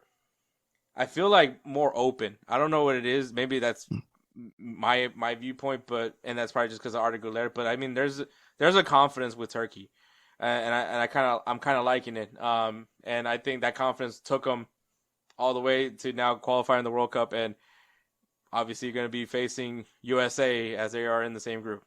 Yeah, Turkey has never lacked of confidence. I don't think that's something that you don't have to worry about them. I was surprised that they were still in the playoff run, but yeah, there's no such thing as a World Cup without Turkey on there. So hopefully Ozil will come to the US because that's one I want to see. You know, a non-player player, but I've always liked Turkey to begin with, even after the name change. I think Ozil. I think Ozil was done very much wrong from Germany. You know, Oh, with the whole Tunisian thing that sparked, which I was like, he just said hi. It's like he he has to. he literally just went to go be like to be formal. Like Yeah, there was nothing wrong with it. But yeah, I think Turkey is gonna be it changes that group, right, where you have, you know, obviously Paraguay, I'm about to speak Spanish, Australia, USA, and now you have Turkey. I mean, is it unfair to say that Turkey is now the heavy favorites in that group? I won't say heavy. I probably will say favorite because of how well they've performed in previous tournaments. But I don't know heavy. So I wouldn't be surprised if it will be a 1-2 or a 2-1, first place to second, and them having with the US switch it up. But I'll say they're probably the favorites to be in first place. But I wouldn't be too shocked if it's second. Yeah, no, I definitely see it, man. But yeah, I mean, young stars, structured players, you know, leadership presence as well. Weirdly enough, young players that have experience as well when you talk about the Euro. So these guys know how to compete, man. So They have more experience than most senior guys in other countries. definitely. So Turkey is definitely a team to keep an eye on for sure. And then the last path for UEFA, and that is path D with the likes of Denmark, North Macedonia, Ireland, and of course the team that rises to the top from this group is Czechia or Czech Republic, however you want to say it, but I believe it's now Czechia. So Chechen, yeah, yeah. Um, I For me, that group, Ireland just tanked it because I think it was for them to take it. And I don't know what they were doing or what happened, but I think it was more so of them losing it than Czech Republic to win it. yeah, I mean Czech Republic obviously beating Ireland in penalties 4-3, and on top of that they beat Denmark in penalties as well, Right. which it was remotely not close. So yeah, but you know, you're Denmark. Speaking of, you know, when we talk about guys that we probably will never see again in the international stage, uh, there's some guys in Denmark that, you know, like Christensen, who, you know, for Barcelona. Um, did Ericsson get called up in this one or I don't think I didn't hear his name. yeah. But there's some names there in Denmark for sure that we're not gonna see. Um, but once again, this is just the way how things Win it. fall line, right? You gotta win your games. And Czech Republic, I mean, they went the distance, kind of similar to with Bosnia. You know, can that? And I mean, they're gonna be in a group with Mexico. They're gonna be with Mexico. They're gonna be in Mexico. Yeah. On top of that, so they're gonna be, you know, with the likes of South Korea and South Africa. With Czechia, I mean, you know, They have a rough how one. much the rest of those teams should not underestimate what Czechia is capable of. I think they'll probably be the one that's going to have a rough run on in that group. Hmm. And I'll probably have another team that's more dangerous than I will say. Um, I'll probably see more of the South Africa or South Korea, probably a little bit more chances on the second and third. Hmm. Or I guess if Mexico wakes up, I guess. Yeah, and I think obviously depending on when you have to play Czechia, whether it's that first game or the second game, that third game could be very different, right? Like you're already qualified, maybe you rest some guys before you're going into the knockout rounds, so that could open things up for Czechia as well. But definitely not a team to overlook as well at the end of the day, because once again, I don't think there's such thing as an easy matchup when it comes to the World Cup, because, you know, there's something to play for. Like everyone's playing, you know, opening day, first kickoffs, everyone's on the same boat. They're all trying to get that first 3 points in the group stage. Yeah. Oh, if you consider a team easy, you pretty much just pack your stuff and go home. Mm-hmm. Yes. Absolutely. But look, so that's UEFA. We'll get into the FIFA ones, which obviously is a mixture of the other confederations. Yes. I gotta ask, like, do you feel that's fair? Do you feel like there should be just an UEFA one and then just everyone else on another pathway, or would you have liked to see maybe they're all mixed in together? I don't know. I think their fear of thing is what currently has happened in the other thing that we're going to discuss. I think that may have been the fear of what happened, of what we discussed, of the countries that qualified, that maybe there would have been less European countries to qualify. And we've all seen the discussions already of who they thought had to be there. Some of those countries would have lost to the DR or Jamaica and all that. I can promise you that some of those teams that in UEFA would have lost against those teams. Mm-hmm. So they kind of try to balance the ratio of Europeans and CONCACAF and African team to play in the World Cup, because they're complaining about 10 African countries already. That's maybe fair. I don't know. I think we need more Africa. They saved them. They saved them, but yeah. All right, so the semifinals for, I guess you could say, Path 1 and Path 2. Mm-hmm. And then obviously the winners of the semifinals played against the two highest ranked teams in nations in this setup. So you have Bolivia beating Suriname 2-1, and then Jamaica beating Caledonia 1-0 in the semifinals, and of course the finals. I was really pulling for Bolivia. I would have loved to have seen Bolivia, move on to the World Cup just because of, it's the little guy. It's the little guy. It's and of course it's Latin America. I got to be pulling for the Latin American countries except for Mexico. So it's always that kind of feeling. But I mean Iraq, man, like they're, and I know that there's going to be a lot of political discussions, especially already right now with Iran. But it's awesome to see Iraq here. I honestly do say that it's awesome to see them here. It's going to be great. I mean, the video, unfortunately, that happened in Dallas. Mm-hmm. Trust me, I want to punch the crap out of that guy. But, that's not here or there. But Iraq is in the World Cup. I think this is awesome. I can't wait to see them compete and what it's going to mean for them as a nation to be in this competition. Yeah, and like we always say, that's the whole purpose of what the World Cup is supposed to be, is that we're all bunch up together, a whole bunch of countries, and celebrate. And we saw what, Iraq being in Mexico and how they were treated, celebrated. Those are the pictures that we want to see and that we want to display to the rest of the world of what our sport is like. So, and like we say, always see the small teams or the teams that have struggled throughout the years, decades, being able to do that and showing the pure side of things. Yeah, once again, it just goes back to you want to see yourself on that pitch, and for all the kids that are from Iraq or people that are from different countries but have Iraq, heritage, that's going to be that moment where you can see those players and you're just going to feel some type of way. And hopefully one day I can see El Salvador in the World Cup. Don't see that happening anytime soon, but one day maybe. You never know. You never know.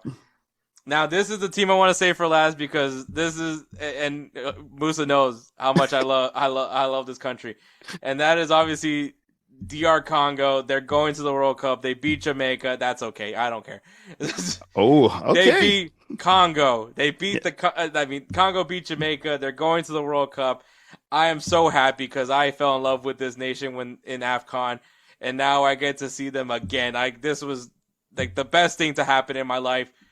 Maybe if I ever have kids, maybe that will be discussed. But there's gonna be I'm gonna have to connect you with some of my Congolese friends because they're going to love this clip. We're gonna have to clip it. I love Congo, man. I love the people. I love the guy that was dancing on the chair. I love that one guy that I need to see him. I need to see him. I need him back. I need him back. Yes, we were talking about ourselves like whoever was trying to help him to go to Mexico. I hope you are starting the process now because Start the GoFundMe. yes, no country should take care of that already. I mean, I will start or a GoFundMe. CAF should take care of that. Yeah, I don't think. I'm pretty sure he will be here. I mean, there's no reason to not make it, but I think you still had a few things to say about DR Congo. So go ahead. No, I mean I love the Congo, man. I loved how they were running. I love their run in the AFCON. Everything about their people, man. Like I could just, it's contagious. Every African nation, to be honest, is contagious. But and I'm sure Edward's gonna try to say something, try to bonk me here, but no, that also helps. But but at the end of the day, I fell in love with the people of the Congo. It's real. One, I also love just saying the Congo. Like I just love saying the. It's a great country to call. So yeah, everything about them. I love the nation. Obviously the team plays really well. And I mean, for you get another African country in here. How do you feel with the Congo, and what do you think teams should anticipate when it comes to them? So first, I was also a little disappointed of that Jamaica not making it because I always like to see them in this World Cup. But I think the thing that kind of pointed out is that outside of you and others that kind of watch AFCON, almost all underestimated what DR Congo is like, partly because they were not familiar. Mm-hmm. And anyone that I spoke with, and I said, do you understand that team almost beat Senegal during the qualifiers, but they fell asleep and Senegal came back. During the last AFCON, they almost beat Senegal, and it ended up being a tie, and they almost beat Morocco, then to just lose them. So they were the pain in the rear of the two best African team on the continent. And then you go to Jamaica that's still struggling, and you see that there's still that inner fighting within that country. You have DR Congo that's coming in hot. They've played the AFCON. They're still mad about how they've not qualified. And now you give them a team that's a little bit wounded, and they went and took care of business. That was probably the worst team that they wanted to face when it comes to the African countries, because they had that chip on their shoulder. They all talked. We're almost beat Senegal. We almost beat Morocco. And they showed the rest of CONCACAF and the world that Senegal has more than 10 teams. Africa has more than 10 teams that could, because if you think about it, we still have some huge countries that did not qualify. Mm-hmm. No, absolutely. You could have 13, 14, 15 if they keep playing their cards right, because there's 54 countries in Africa.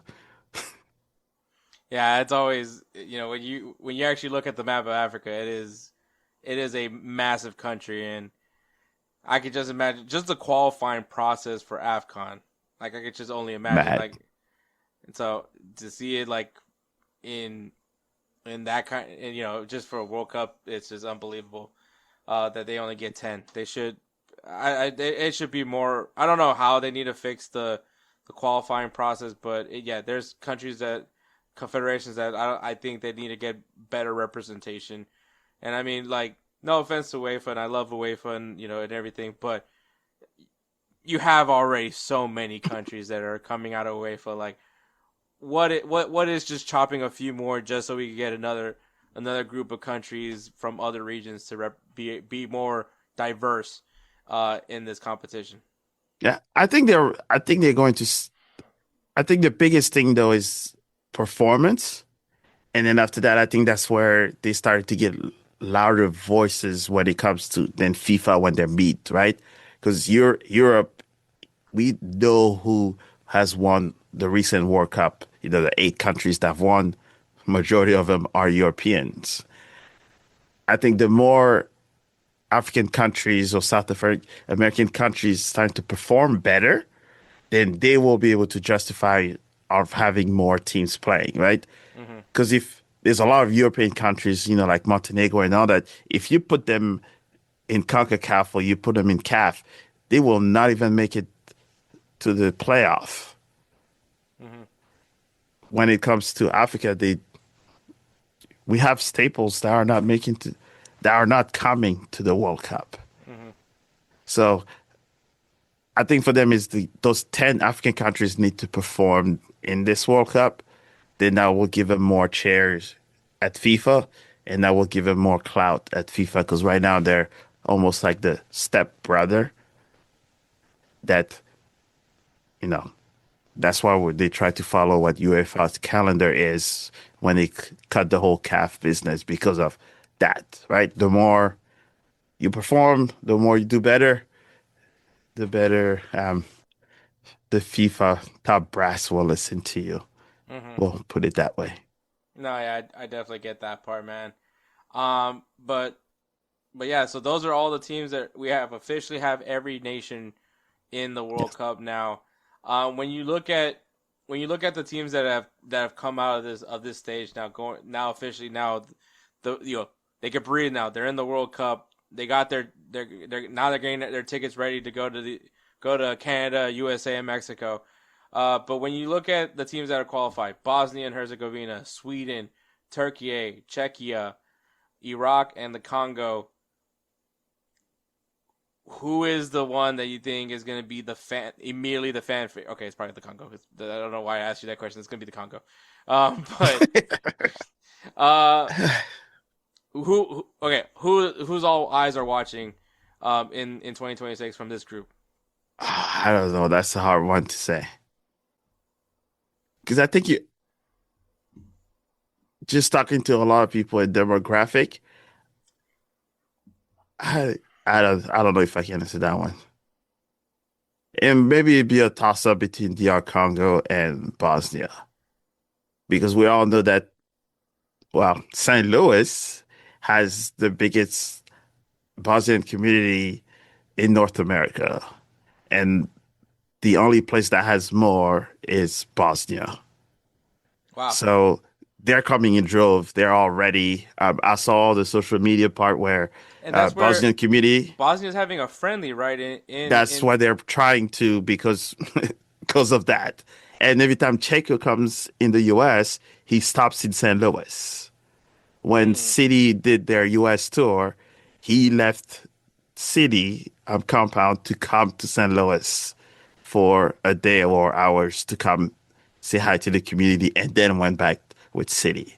What a guy! So it's humongous here. So I think them, and then I saw the whole social media where Bosnian families already says if people cannot afford to have housing, that they've already have couches and beds and restaurants ready for them.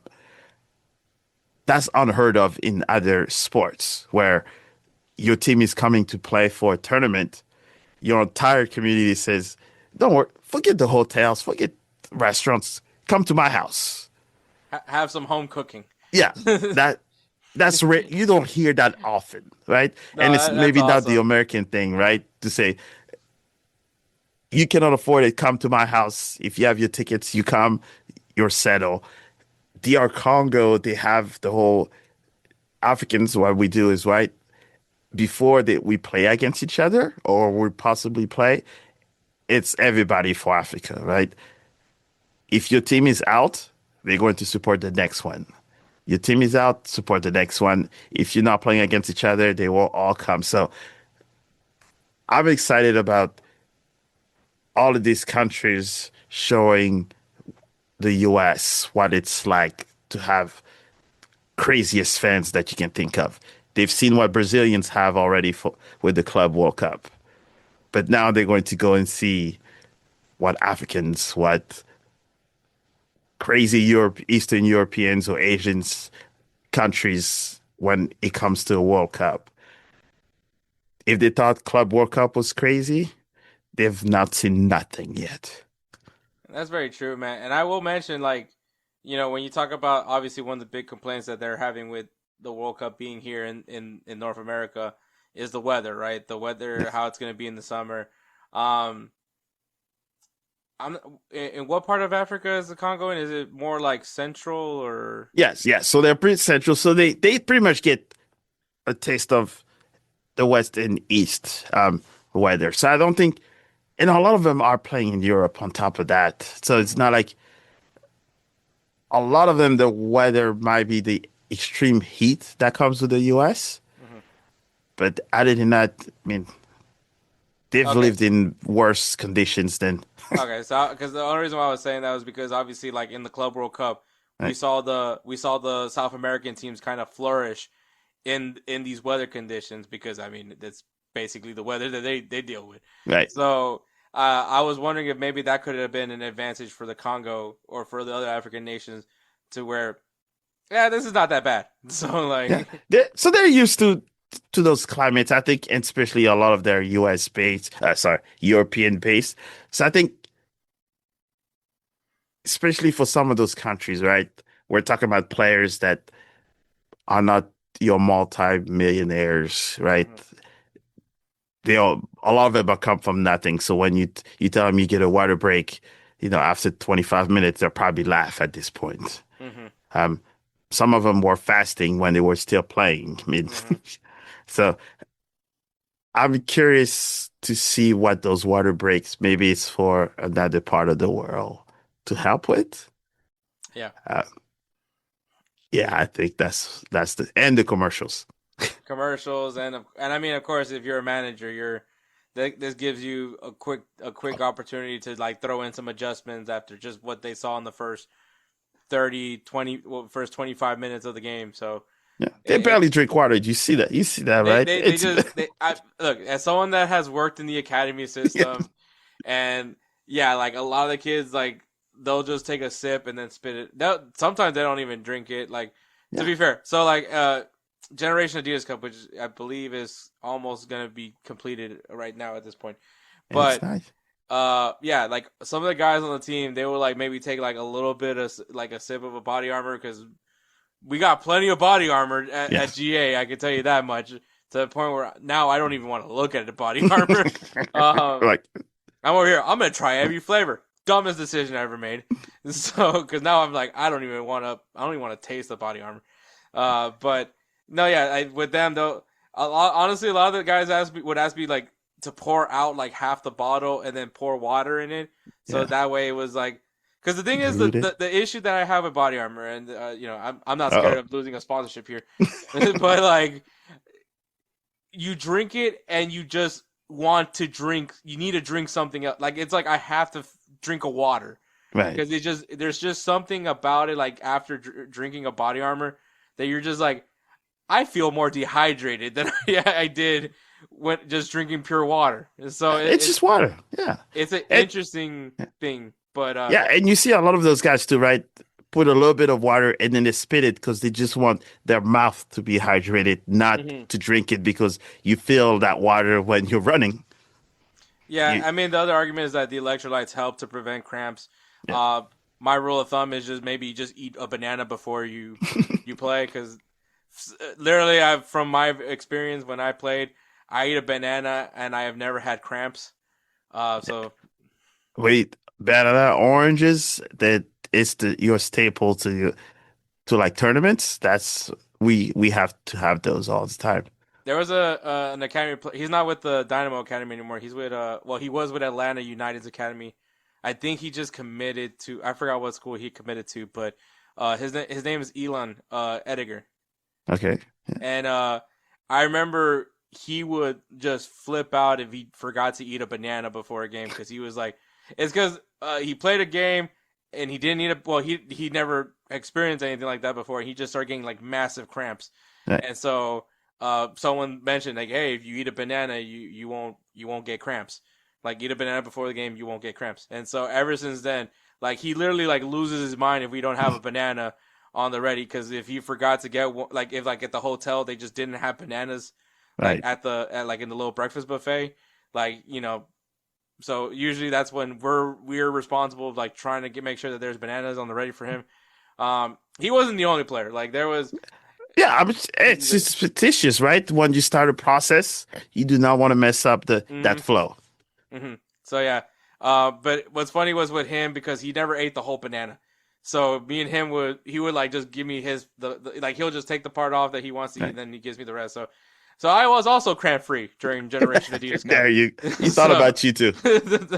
So also maybe also not a good look for me when the only athlete gives me a banana instead of like maybe another athlete. But maybe there was no one near you. That was your breakfast thing. That was you and him thing. That's what it is.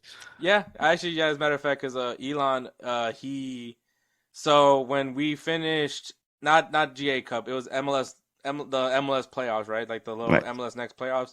Because that was when he told us that he was going to move to Atlanta. Dang. So we had his last game as a U15 player, so he got like very emotional. And I remember distinctly like he came up, like I was just gonna dab him up, and just like, all right, great game, and then no, he just like full embrace, like, which I mean, he literally just played a game, so.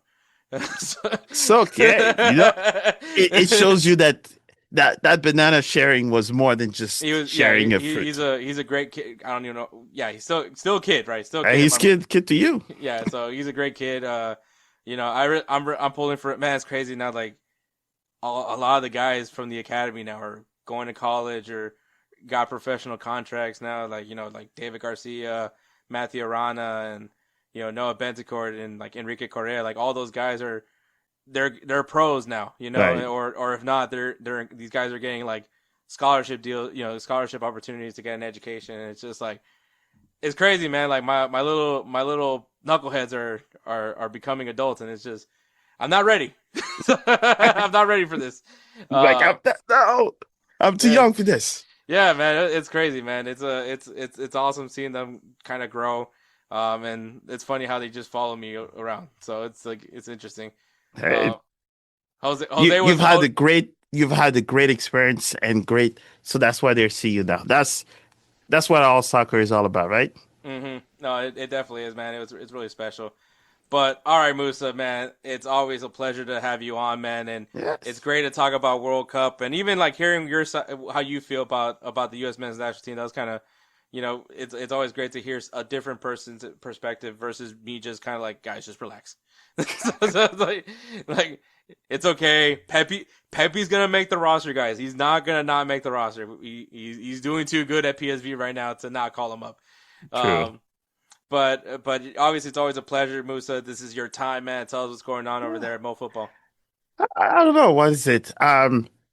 There's a brand new series that's coming that I'm putting together where this time it's kind of promoting more of the African players that are having an impact in U.S. soccer in general.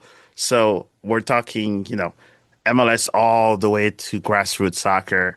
So MLS, USL, all of that. So starting in May, and we're recording now as we speak. And I will be doing a lot more of the covering in the World Cup. Some of the events that are happening around, full-blown football craziness. I'm starting in 2 weeks where we're not only talking league soccer now. Mm-hmm. It's time to kind of showcase what everybody is doing other than just the guys that have made it, per se. So Mo Football TV everywhere, or Mo Football FC. And I'm still in the trying to make it to 3,000 followers on YouTube. So it's keep going up and up and up. So make sure you like, subscribe, and do all the fun stuff. Yeah, make sure to let's get him to 3,000 people. Let's make it happen, man. Moussa, it's always a pleasure, man. We're gonna have a busy summer, man. Like we're gonna, put the Champions League theme music over, and then we're gonna start listening to some Ford F-150 theme music. So it's gonna be great. Who doesn't love some Jelly Roll? All I know is if you want to listen to something fun, there's the French version of it is fire. Or I could just listen to Waka Waka. No, Waving Flag is better. Oh no, I agree. Waving Flag is better. But Yes, when but it's we're gonna have to get you to DR Congo. We gotta make something special for you though. I'm ready to be the dude that was dancing with the Moroccan scene. That's all I'm telling you. I Or no, what hey, was it? The Moroccan dancing with the Senegalese. Senegalese. Yeah, which is kind of funny now if you think about it. But Yeah, that's a yes, yeah.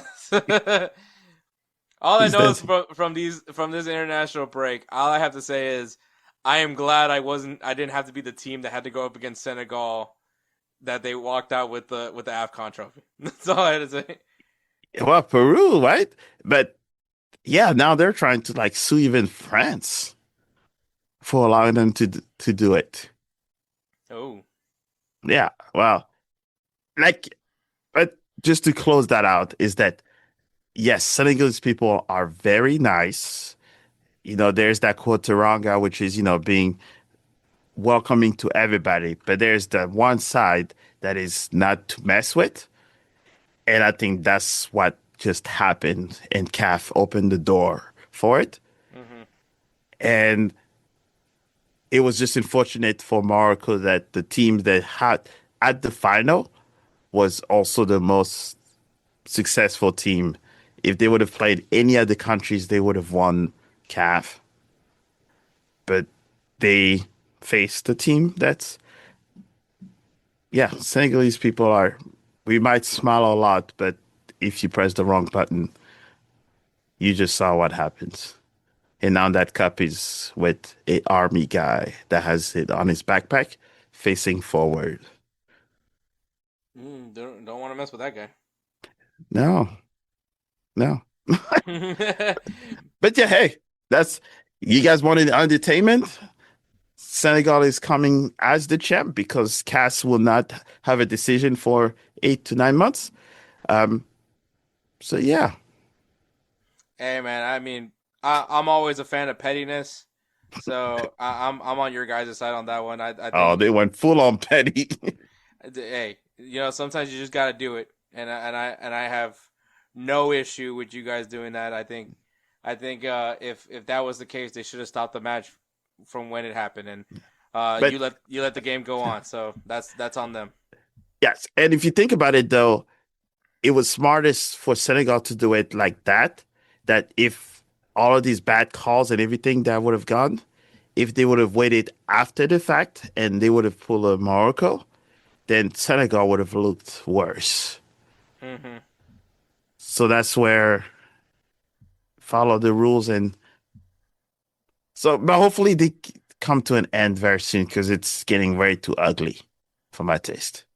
No, I definitely agree. It is getting it's crazy that it got to this point, but yeah, Yeah, hopefully it gets resolved. I think you guys deserve to be the champions, and even if it is officially going to go to Morocco, it's still going to be viewed as Senegal's cup that they won. That is the my whole world's seen it with Senegal. So yeah. So it you can't have everybody be happy, unfortunately, but yeah, it's an unfortunate thing. But guys, make sure you guys go give Moussa some love, man. He's doing some great things, man. You'll eventually see me there back again, and obviously, Moussa, you always have an open invitation here on the podcast, as you always know. And I always love to hear your perspective on everything, man. So, appreciate it. yeah, for sure. With all that being said, man, we're gonna go right into players of the week. I love soccer, Peggy. All right, guys. Players of the Week is brought to you by SeatGeek. SeatGeek is an amazing ticketing site app that you can use for all live events, from sporting events to concerts, man. SeatGeek has you covered. It has a really easy grading system when it comes to these tickets. If it is super low in a 10-point scale, if the score is super low and the color is very red, that means keep scrolling through the app. You're going to find a better deal. Keep looking. If it's very green and very high up there in the 10s, well, that means for that seat, for that event, you're getting a great deal. Go ahead and purchase and enjoy your event. We love the simplicity of SeatGeek here at Insert MFC. Me and Edward use it all the time for all the live events that we attend. And if you guys aren't sold just yet, for first-time users, if you guys use the code BELLYUPSPORTS at checkout, once again, use that code BELLYUPSPORTS at checkout, you will save $20 off your first purchase. SeatGeek, life's an event. We have the tickets. All right, my player of the week is Marcus Thuram, who scored a goal and 2 assists in Inter Milan's 5-2 victory against Roma. 2 of those goals coming from Lautaro Martinez as well, just to point out. But Marcos Thuram obviously got a goal and provide the 2 assists provide 2 assists in that game. So he essentially got a hat trick in my opinion.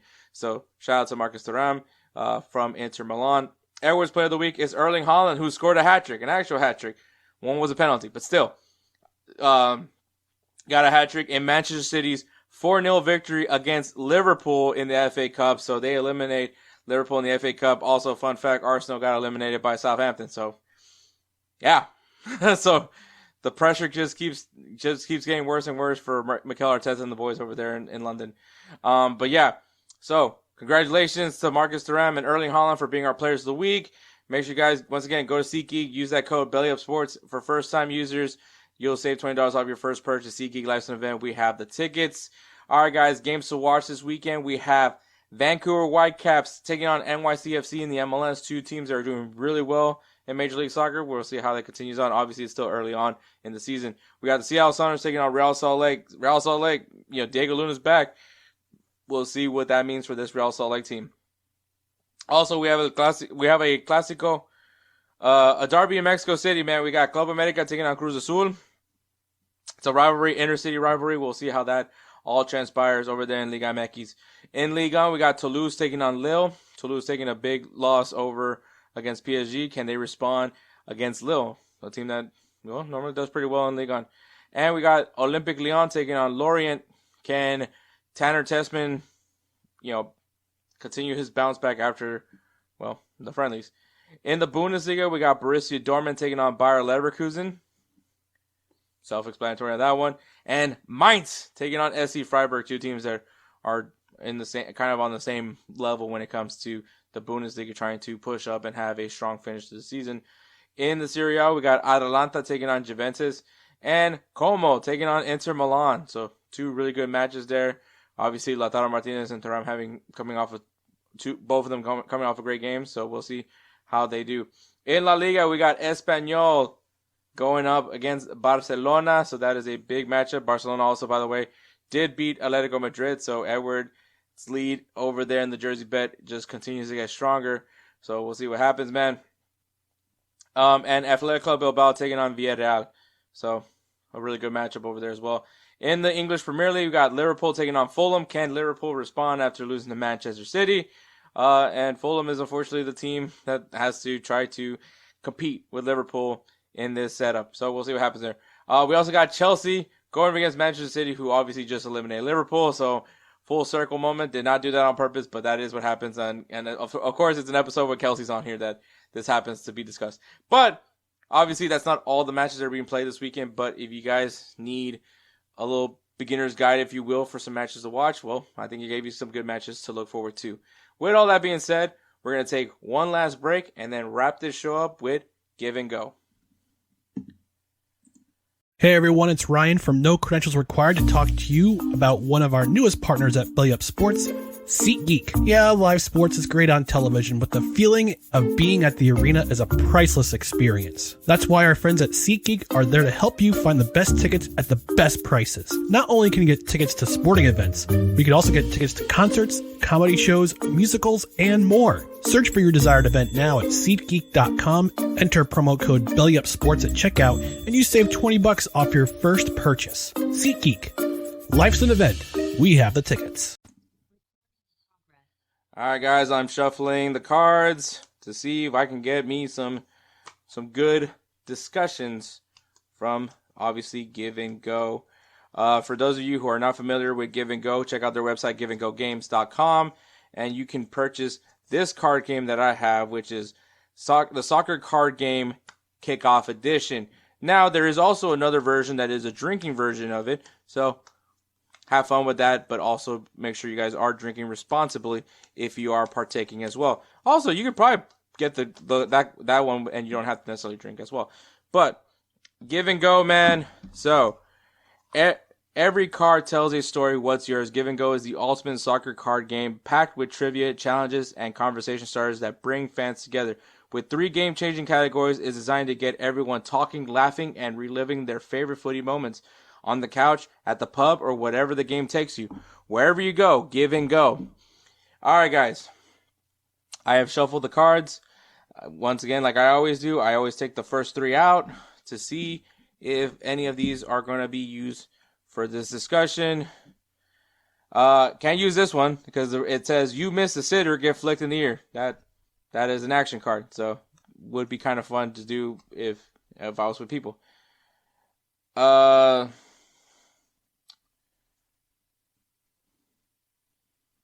can't do this one because it says play a FIFA song. First to guess the name plays the next turn. So can't do that one either because, well, it's just me and copyright is another thing. Describe a moment in soccer history that changed the game. Describe a moment in soccer history that changed the game.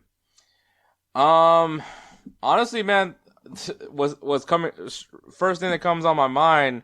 I don't know about changing the game, but it did end up setting up a I guess you can say some sort of regime afterwards, and that is when Brazil defeated Germany 2-0 in the 2002 World Cup.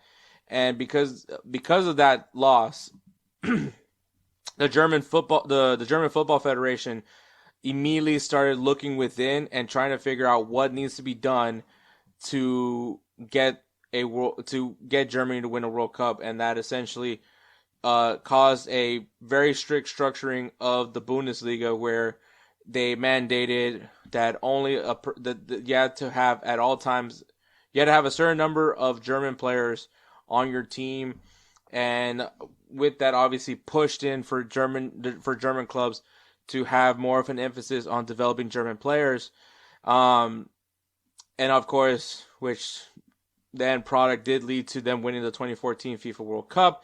So obviously, mission accomplished. But I don't know if it really changed the game too much, but it did light a spark on Germany, and obviously now German football is viewed as what it's viewed today. So I'm gonna say that's what I'm gonna go with. Germany has still been one of the more scarier teams to face off against in any competition. Obviously the quality of play has improved, but I think when you look at that process, at that method, kind of now where we're talking about, with discussion with the U.S. men's national team and youth development and all those things, it's honestly one of those to the point where I think now U.S. soccer kind of needs to take that lesson from Germany and apply it to here, to put an emphasis on developing young American players, and maybe the goal, the World Cup, the goal of winning a World Cup, which once again I believe every nation should have that objective. But I think when you have, and I think kind of what me and Kelcey were talking about earlier, right? The reason why women's soccer has worked out so well is just they have a larger talent pool to pull from, and the methods that the women's national team has been able to use has worked for so long. Now I do feel like the rest of the world is catching up to the women's national team, especially with the quality of play that we're seeing now from these national teams over in Europe, and it's only going to get better. So I think that we might be in a discussion at one point where the U.S. women's national team isn't necessarily the best national team in women's football.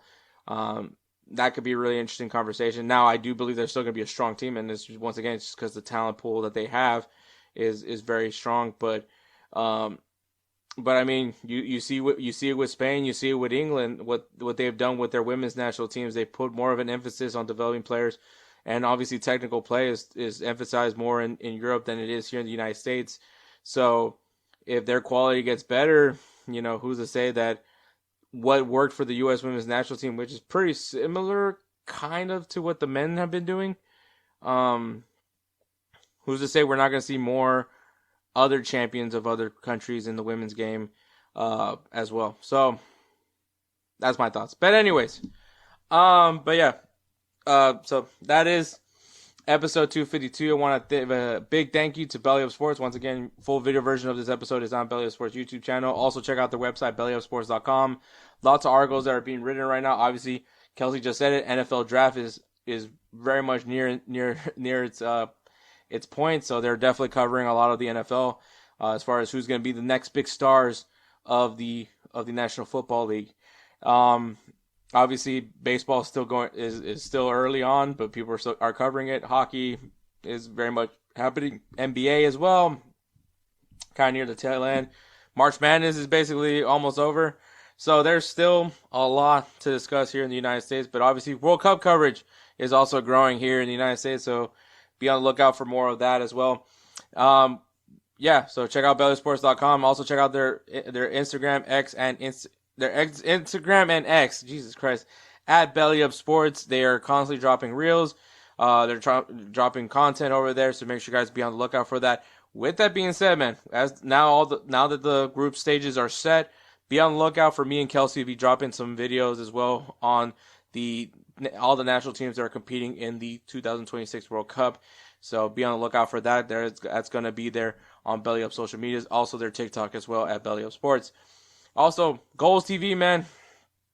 You'll see me there from time to time.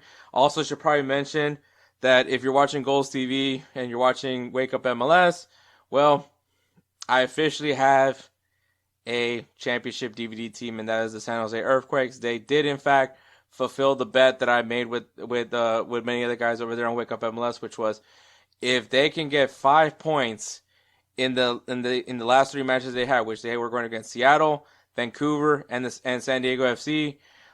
They beat Vancouver and they beat San Diego, so they definitely got the point total that they needed to now be my championship DVD team. So here we are. That's who I'm riding with. We'll see how that all goes down. But if you guys want to see more of that, man, check out their YouTube channel, Goals TV. Also follow them on X at Goals_TV, GOZ_TV, and on Instagram at Goals.TV, GOZ.TV, so you can see what's going on over there at Goals. Obviously, man, all the beats that is done on this podcast, the intros, the outros, the ads, are all done by Roosevelt Spencer. He is the namesake of the Roosevelt Spencer's Player of the Year Award. That's how important he is to us. So we figured we should name an award after him as well. We love him truly. He comes up in the clutch for us many times. So if you guys need some beat work done, hit up Spencer, man, at That Guy Dope. Once again, at That Guy Dope on Instagram. And he will take great care of you like he always does with us. And I guess I'll say it right now. This Spencer had nothing to do with this one. And I'm sure Spencer will be very much infuriated with me as I say this. But as someone that as he is someone that creates music. So obviously in this episode you heard me and Moussa talk about my love for the Democratic Republic of the Congo. And well, I think it's time to have a song that's fitting towards it. So the outro for this episode is actually not going to be the normal outros that we have, which are beats normally done by Spencer, or the Belly Up Sports little outro that they have us do for YouTube. So it's going to be a song with the help of AI. And the song is called Tres Ritmos, Un Corazón. It is made strictly from AI. And it is going to essentially be about my infatuation for the Congo. So, so I guess we'll just go right into that one. So with all that being said, man, thank you so much for listening to episode 252. Catch us next week for 253, where, well, we'll be talking about more footy. So get ready for that. So thank you so much. Take care, guys, and enjoy the song.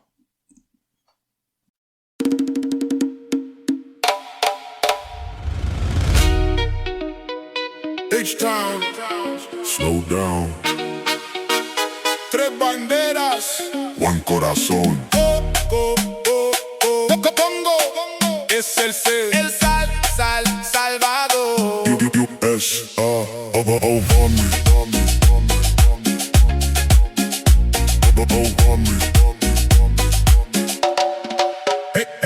Hector stepping in, ritmo de la calle, desde Houston City hasta Tierra del Valle. USA, yes, that's home, no doubt. Pero Congo got him turning his route. Cumbia in his feet, got him swaying side to side. Pero those drums hit different, no place to hide. Fans going wild, energy explosive. Every chant loud, every moment focus. Feel that bass, corazón latiendo. from the crowd. Fuego subiendo, no lo buscó, but he found his soul. The Congo rhythm taking control.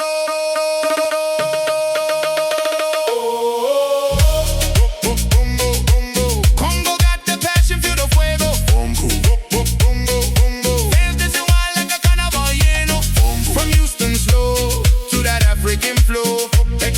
Hector locked in, he feeling the show. But don't get it twisted though. USAYES the running his soul in the lights of the 2026 FIFA World Cup. El ritmo, one corazón.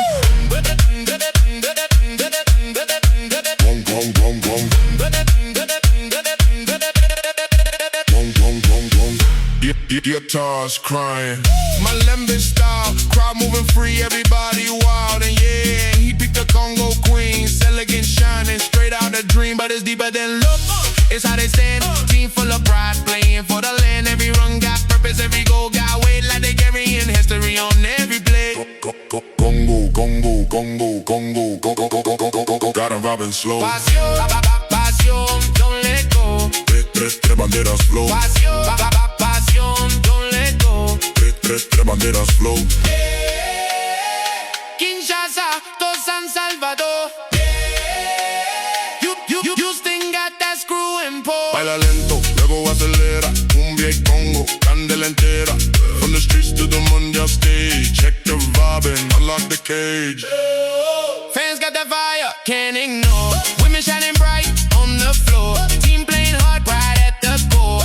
That's what he fell for. But his roots still strong for sure. USAYES forevermore. Three coaches, one roar. That's Hector's World Cup lore.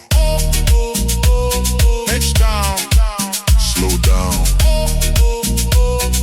Congo, El Salvador. USA. One corazón.